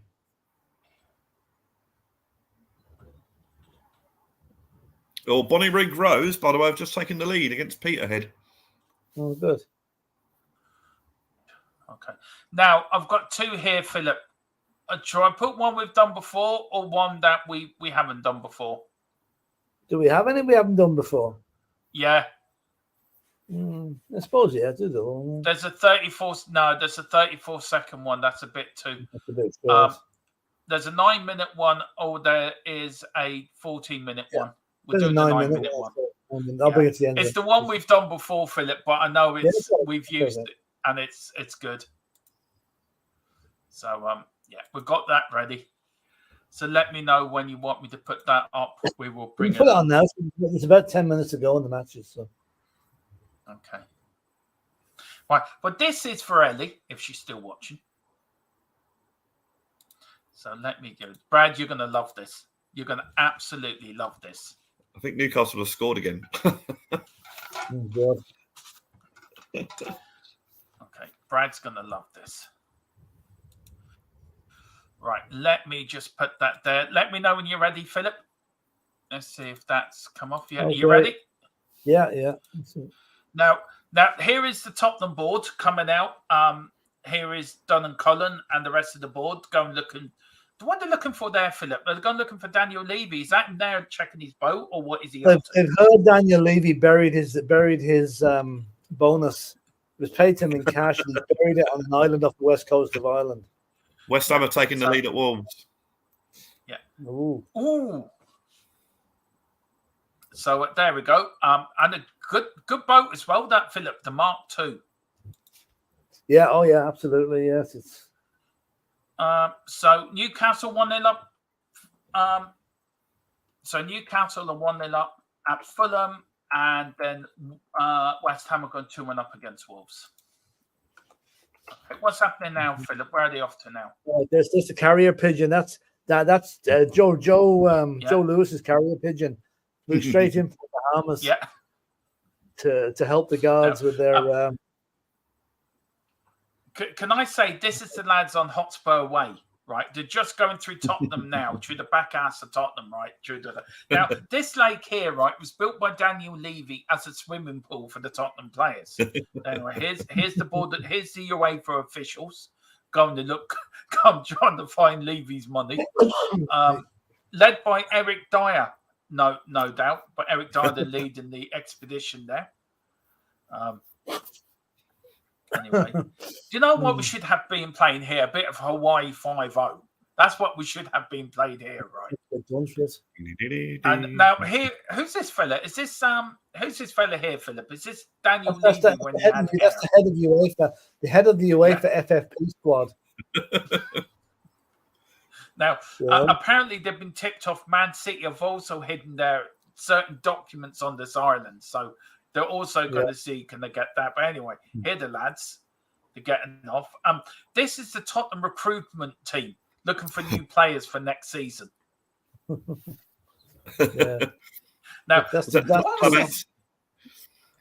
what was this place, Philip? Was this the Tottenham's old training ground back in the day, or was it Daniel Levy's old house? What is it? Daniel Levy's office.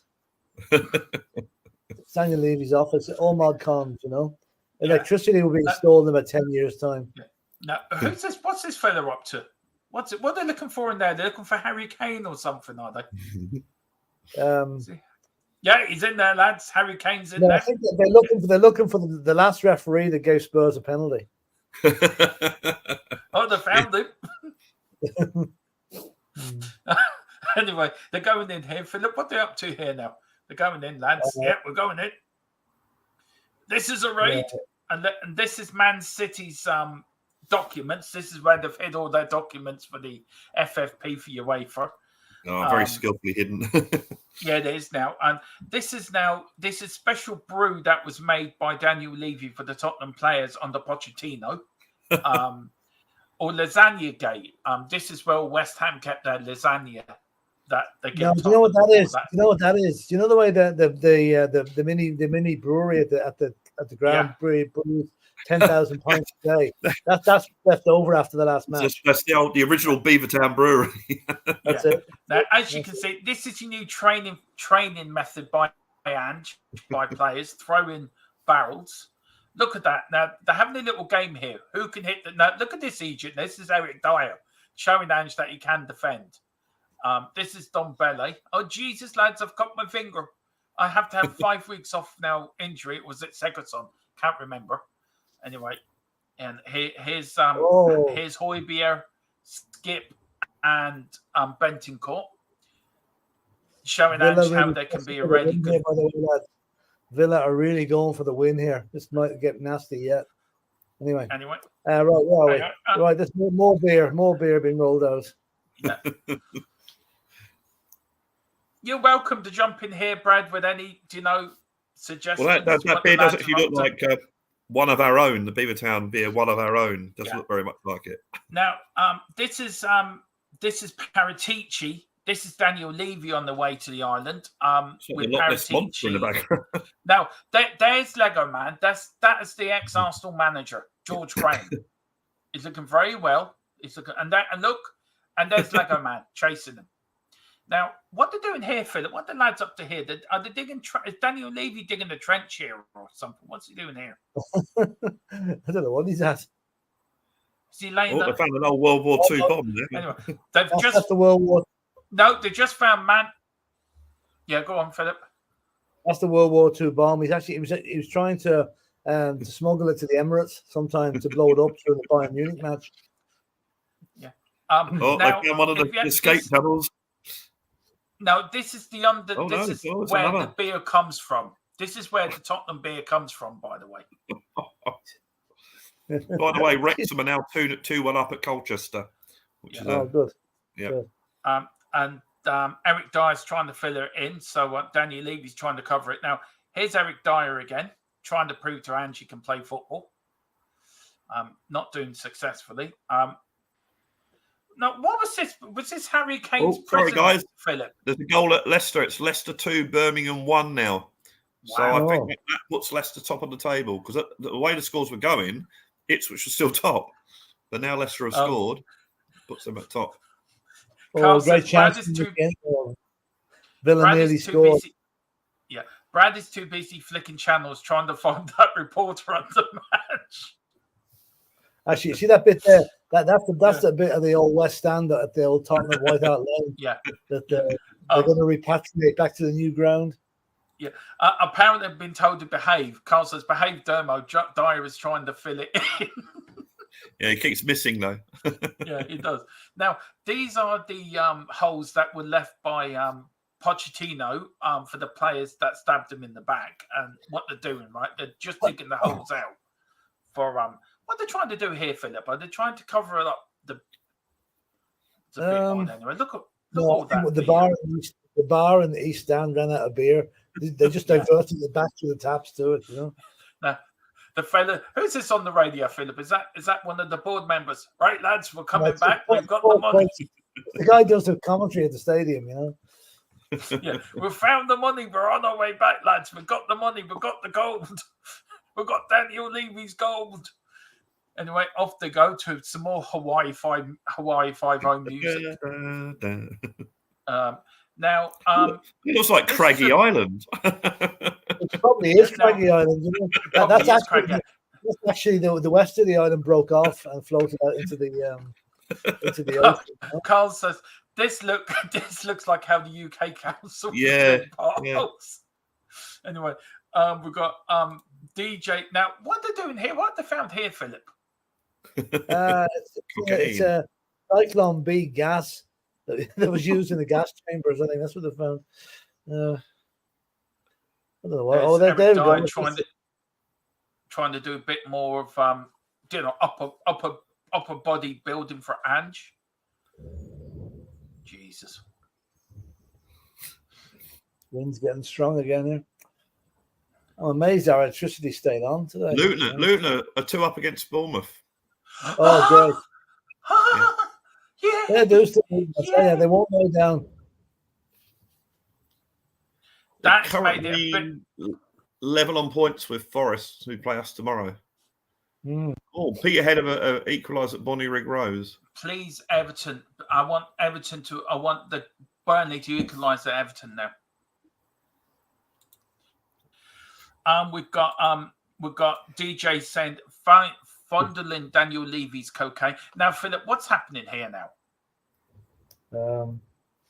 I don't know what, Philip. I'll take it off because we seem to be occupied with the matches. So, well, it's just no.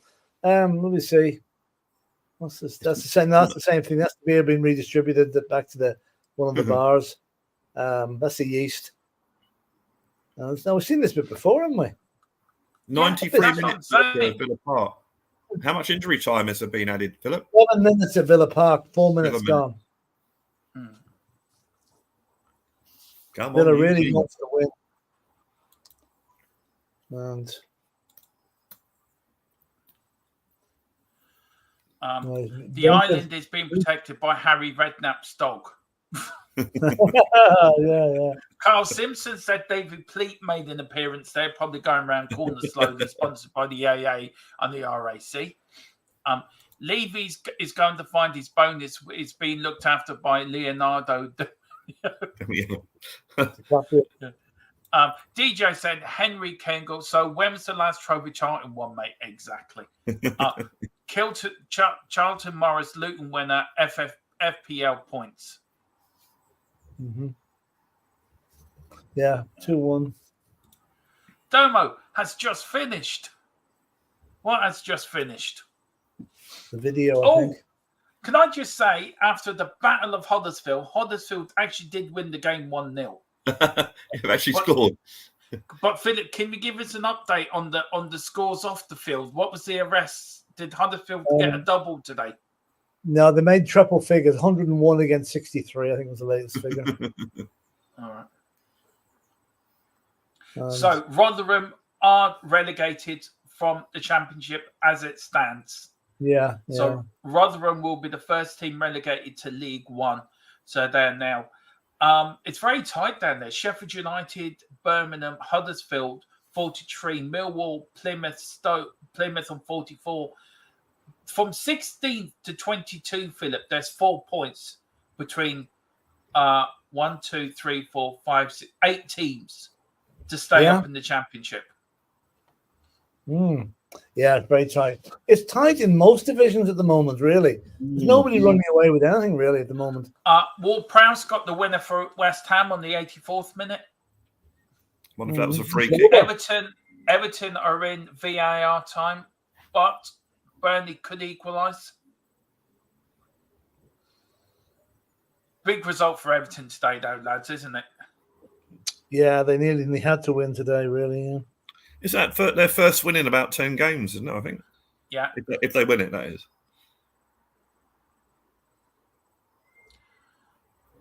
Any results that have surprised you today in the Premier League, Philip? Well, no, there's no games over yet, so I'll hold fire till they're all over. But the Brentford 3-3 is a surprise. Villa are on the attack here again. Oh, it's all over at Everton, I think. Oh no, that's Sean Dation. Yeah, all over at Everton. They've won. They won. That's good. Right, the Villa game. There's about a minute left in it.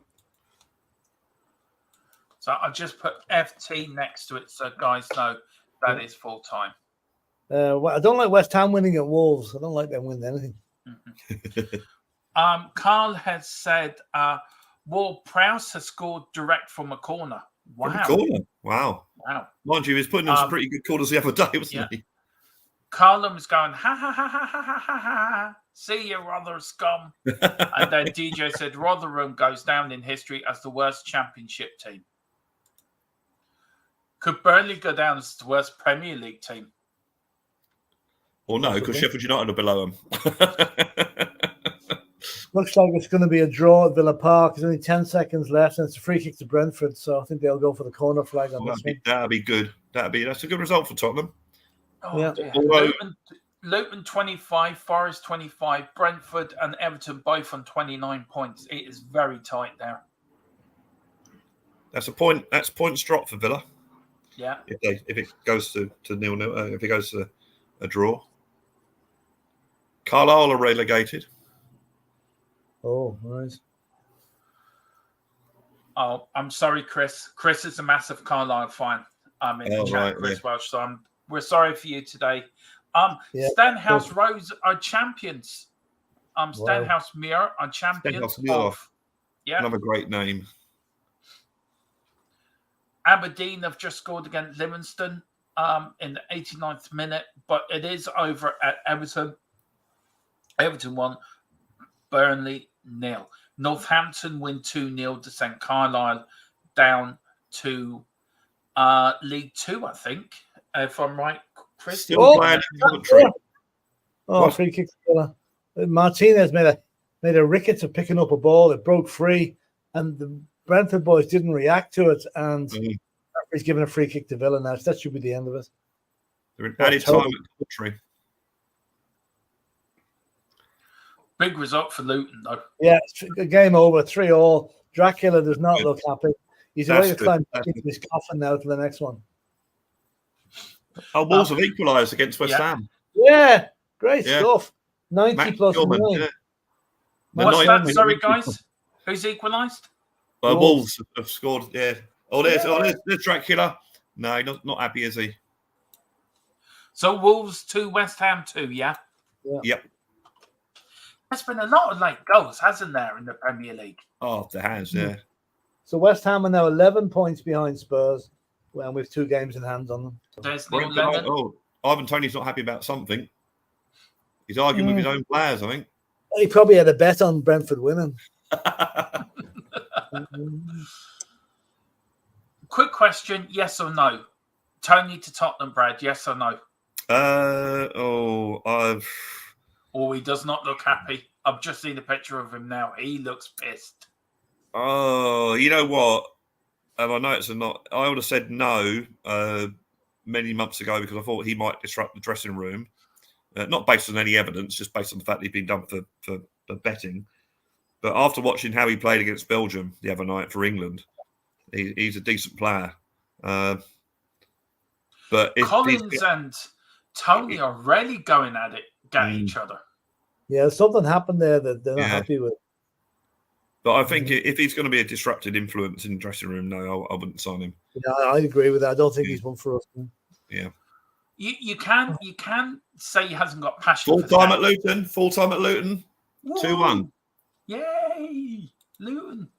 So we've got Burnley, we've got West, we've got Villa. That's full time. The Wolves goals on the VAR. And then Luton, Bournemouth so long. is full time as well. It may be disallowed, so don't cheer too soon. About 2 or 3 minutes ago, though, Newcastle finished yet, guys? Go to VAR. It's crazy. No, Newcastle's still going. And is Wolves West Ham still going? Oh, yeah. In Championship, Sheffield Wednesday scored. Luton have beaten Bournemouth 2-1. It's a massive win for Luton at home. Massive win for Luton. Wolves and West Ham are still going, but it's been ruled out. It's been ruled out. Yeah. And the goal that Aberdeen's been ruled out as well. That means West Ham win. For fuck's sake. I don't think they're going to catch us, though, Philip, to be honest. Aberdeen. No, they just don't like to win. Oh, full time. It's full time. Coventry 2, Leeds 1. Ooh. That's a missed opportunity, I would say. Barnet, Maidenhead 2-2 for Barnet. What's the dickhead of the referee talking about now? He's an idiot, that fella.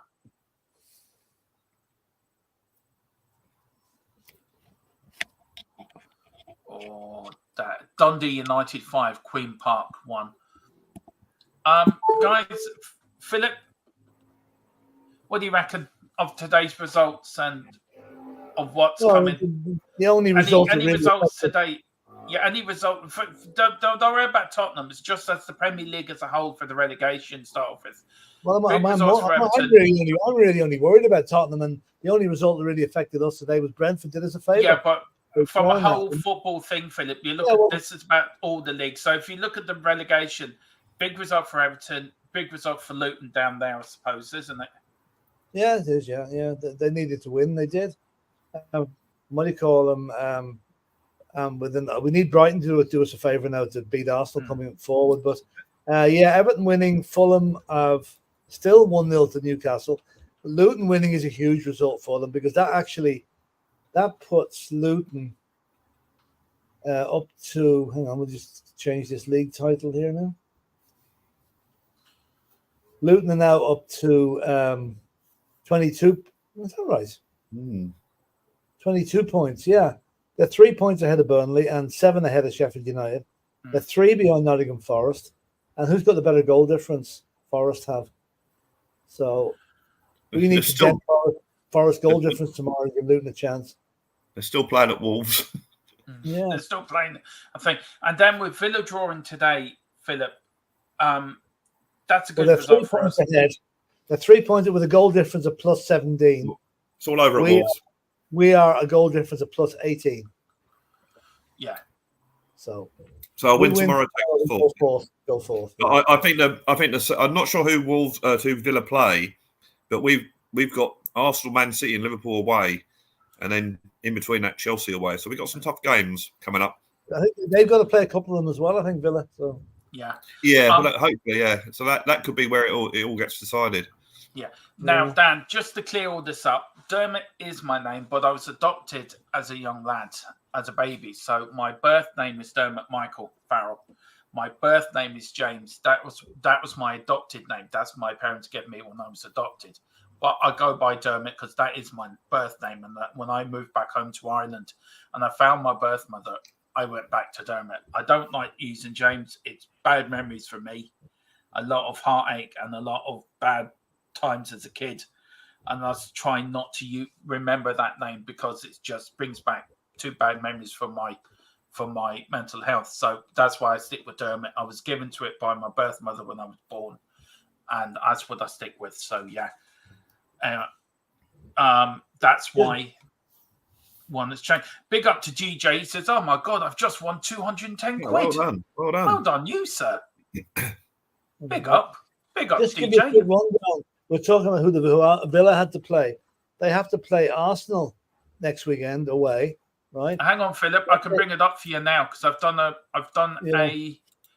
thing for you. So, sorry. This is all for the pre-record. Sorry about this. We will get there. There we go, Philip. Yeah, they're playing Arsenal away next week, right? Yeah. They then play Bournemouth at home. On. Sorry, Philip. Sorry, I do apologise. Hang on, I've missed it, but never mind. I did change it. I did. You know what I mean, anyway. We knew they played Brentford today. They have to play. They're playing Liverpool at home as well, so they've got Chelsea at home. Yeah. So they've got some tough games ahead of them. So anyway. Yeah. Oh, shutting on. Yeah. Yeah. What? Well, the lights have to flash in. I actually think we'll get 4 points. Well, look, Philip, if you want to shoot off, and because of your electricity, the electricity's starting to flash here. Yeah. Okay. Well, listen, I just very quickly before you go, I'll do the pre-records for everything, and then I'll speak to you before you go, or let me know when you've arrived safely on your trip. And is he gone?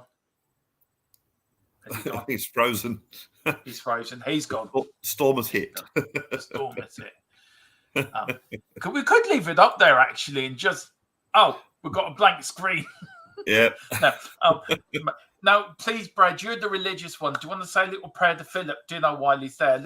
You're the religious man of this outfit. Oh Lord, please travel with Philip on his travels and look after him and his family. Yeah.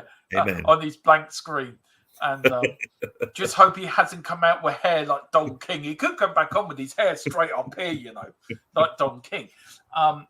Shame that. I mean, the picture I can see in the background, I think you can as well, Brad. It's just oh look, he's just gone. Damn you, man. Well, Brad, if you like a little job, would you like to join me on a little pre-record for the members for the Forest Tottenham game? As we always do some pre-record for our pre-game thoughts, so you're very welcome to join me for that if you like to. I'm probably okay. How long does it take normally? About 10 minutes, 10, 15 minutes. When are you doing that? Straight after this. Oh, okay. Yeah, I'll hang around. Yeah. Okay, good man. Although if I get a phone call from my friend who I told her that... Yeah, that's fine. Yeah, I don't think she will, but... No. Anyway. But yeah, I'll hang around 10 minutes, yeah. He says probably lost 50. Well done, DJ win 210. Do you think Tony's pass Angie's character... Well, that's the question, isn't it? That's the question. It really is. We've got... come on, you Spurs. Oh, by the way, an interesting story was told to me by... my manager last night, who's a Brentford fan, he was at one of the Brentford games, Brentford versus, I don't know, Wolves or something like that. It wasn't a big game. He spotted Daniel Levy. Did he really? Yeah, with one of his minders, yeah. Ooh. So no idea what that's about, but... His minder wasn't named Terry, was it? No. Well, it would be good for him if it was, wouldn't it? Yeah. It was, yeah. Let's start at the bottom here, Brad, and we'll work our way up. Tottenham should beat Forest tomorrow. They will do, Dan. Agree, Dan. Of course, in here. We've got Carl Simpson, I will. We've got Carl saying, Philip, turn the light on. And we've got Colin saying, full-time Morecambe 0, Doncaster Rovers 6 on the bounce. The dream is on. Big up to Doncaster. Congratulations to Doncaster. DJ, buy some Wraith. Yeah. Even sending an old super chat as well, DJ. It's cheeky as that sounds. Sorry, Dermot. I didn't know. We love you, Dermot. Cheers, Dan. You're very kind. Ellie, I forgot to place a bet earlier. Hope all is well. Well done, DJ, she says. And Dan says, anyway, big up, Dermot. Chat F1 will be exciting. It will. Wolves equalised at the death. Max Kilman versus the Spanners. Well, it was ruled out. Brad, do you want to give you... And Carl goes, Dermot! Laughing at that. Carl, Brad, Father Brad of the thing, as I'm going to call you from now on, Father Brad. Father Brad, would you like to give our listeners a holy where they can find you on your religious channel, and what they can find on there is you sing everything from... Yes, you will find much. Hang on, Brad. I haven't finished that.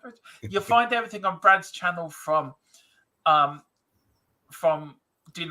praises God every morning. He does that as a quick 5-minute video, to his afternoon show, which is called My Jesus is High and With Me, where he just reads from the Bible. And then at 10 o'clock at night, every night, Brad does his bedtime story of a section of the Bible where Easter, he did all about Easter and Good Friday and Judas and all this. And then tomorrow, I think he's having the night off because tonight, because Sunday is Brad's day off. He goes to church on the Sunday, and that's all he does all day. But tonight at 10 o'clock, Brad will be reading from the Bible about the baby Jesus and Angel Gabriel and the lost donkey. And Brad will be talking whatever happened to the donkey that brought Mary to Bethlehem. Yeah. We don't know what happened to Joseph and the donkey, do we? Big talking point. It is. What happened? I'm telling you, Brad, what happened to the wee donkey? Well, I think if you look at the adverts... Is there any theories out there what happened to that poor little bugger? I think like most of the people involved in that story, they basically all died. It was a long time ago. You know, donkeys don't normally live 2,000 years, so it's probably... I thought that donkey had a great life. I thought he was somewhere in Barbados, somewhere that upper. I thought he was the donkey in Shrek. You telling me that's not the same donkey? You telling me that donkey killed over and stuck his 4 legs up in the air? He wasn't very. He wasn't very impressed with having to carry someone who was heavily pregnant all that way. You know, it's the RSPCA of its day was involved. So what you're trying to tell me is they used it for food. Is that what you're trying to say? I don't know. I've never had donkey meat, to be honest.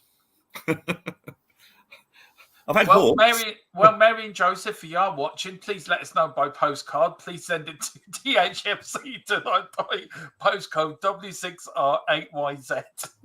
Do you remember back in the day, they used to say send the postcode into Cracker Jack and things like that? Oh, yeah. Behind the hot water pipes, yeah. Anyway, getting back to something that's near enough sensible. Brad, do you want to tell people about your channel? A fantastic channel as it is. Yes, my music channel, which is called Blue Sofa Songs, if you don't already know, and it's just me. I compose songs, sing them, play all the instruments, do the videos, do everything. Basically, it's just basically me. Songs written about many, many things, experiences of mine, way I feel about certain things, bit of politics in there. Probably guess which way I go politically. It's just my way of relaxing and my second love with football. Football is my big love, and music's my other big love. It's there's a new song out there at the moment which hasn't had many views, which I'm a bit disappointed with, called First Signs of Summer. And the next song, I think I might be getting rid of all the little lovey stuff, dovey stuff, and doing a song, a punk type song. That's the idea anyway. Normally what happens is the song I come up with is totally different when I record it than when I initially come up with it. But yeah, Blue Sofa Songs, please click like, subscribe, share, click like, subscribe to these guys. I always get this wrong that way, isn't it? Yeah, that way. And thank you for having me on today, Dermot. No, we're looking to get you on every Saturday for these watch-alongs if Tottenham are not playing at home. So this is the plan now. Next season, we're going to kick this off every Saturday. We're going to do this. Yeah, if I'm not too hungover, I'll join in, yeah. Yeah, if Tottenham are playing at home, of course we will do a watch-along and we'll bring you all the latest. But when Tottenham are not playing on a Saturday, we'll do this every other Saturday. Ellie's just sending another super chat as well, so big up Ellie as well. Wow, thank you so much. And the super chat is, Brad, it's a pair saying let's see, and I can't see it now. It's saying big up, doing exercises like this, doing this, Brad. Like, Ellie, I would like to say, Ellie, that if I can get another 808 subscribers, I will be eligible for super chat. So feel free to super chat me. But big up Ellie, and she said she did put down the bottom there as well. She said just to take my money officially over £50, Dermot. Thank you, Ellie. I don't know what to say. Is there some sort of rules out there? Because I did wonder why, and not only Ellie, I've seen people where they like $49.99 or $2.99. It is how YouTube do it, because when we get paid, we get taxed in America for some reason. Right. I'll explain to all of. As long as you get the 500 and you do watch hours and you've done everything, you can get monetized. Oh, okay. So you have to get to 500, Brad. So you don't need 800. You need 308. Yeah. Yeah, 308. Yeah. Yeah. So please urge your goldfish bowl, your garden gnome, everyone. Just surprise. Well, I'm trying to get on some of the music channels out there that I subscribe to. I watch. Yeah. Because that obviously I get a lot of subscribers from Tottenham YouTube people that know me, but and obviously friends and family and everyone I tell. Yeah. But yeah, by getting my known on some of the music channels, then you've got access to more people. I'm basically in a yes, Carl. There you go. There's an idea for a song there. Yes. Paul Carlisle, can I just say Carlisle have been relegated from League One into League Two, and our commiserations to Chris Welsh as well. Carl, it must be an awful feeling seeing your side relegated with so many games before the end of the season. It must be heartbreaking for them. The songwriting competition I'm entered into has got 5,000 entries apparently. So. But as someone said the other day, Leicester won the league at 5,000 to 1. So you never know. Well, send your song over to me in an MP3, Brad, and we'll play it on the channel. We'll get it up as well. Yeah, I think that's one I've already sent to you. We have played it. I think I've still got it, actually. What we'll do is, Brad, we will play it. Well, actually, let me see if this is it. Where is it now? Is this it? When it's loading.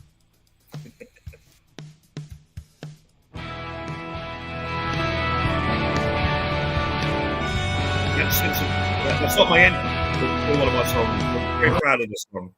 Yeah. Well, I'll tell you what we do, Brad. We'll take us off before we end. I'll put on the streams about to start, and we'll play that song for you at the end. Okay. Carl Simpson says next song is "I've Fallen in Love with a Reporter at the Game." Yes. Yeah, that is the next one. It's the way she used the pen. Brad, have you heard Michael Ball will take over Steve Wright's Sunday Love Song show? No, I haven't, Dan. I didn't. I think Steve Wright used to do shows when I was living in Australia, so I never really heard a lot of him. But I do hear he is well liked. But no, I didn't know. Michael Ball's been going for a long time as well, hasn't he? Yeah, he has. Yeah. He really has. Ellie says, we beat Forest, we go above Villa, level on points with the game in hand. It's ours for the taking.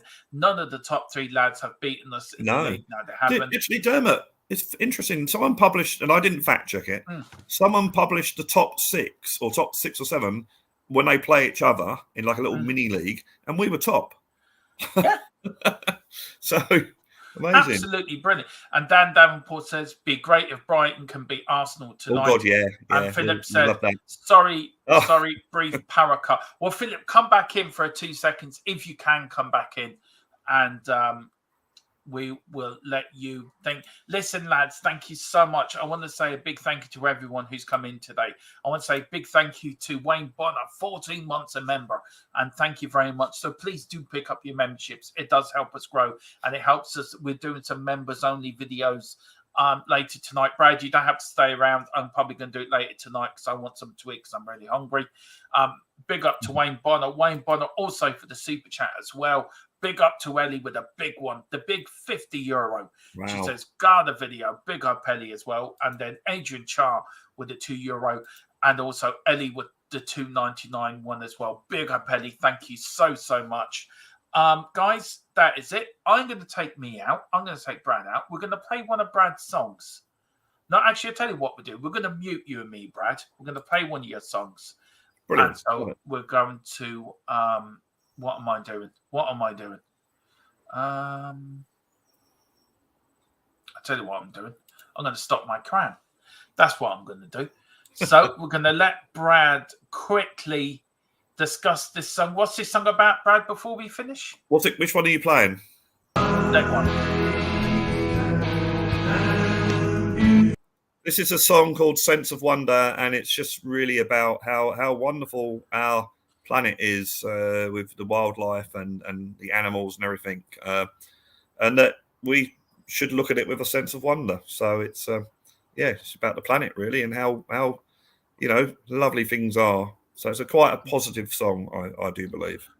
And everyone, please get over to Blue Sofa Songs. Yeah, I'm very, very proud of this song, I have to say. Please get over. Please enjoy it. We are back tomorrow at 12:15 with the Celtic Rangers, and then we're back tomorrow night at 5:45 with Tottenham versus Forest. Whatever you do, love each other out there. Be kind to one another. Come on, you Spurs. Yeah. And Big Brad. Bye, everybody.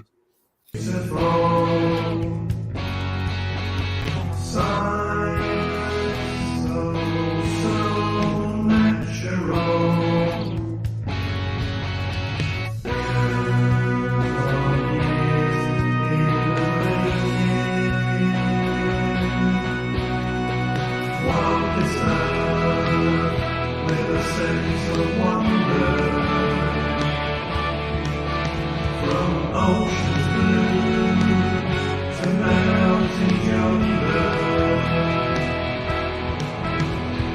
winter, spring, summer or fall. How outward dark, so beautiful. Regions, great and small.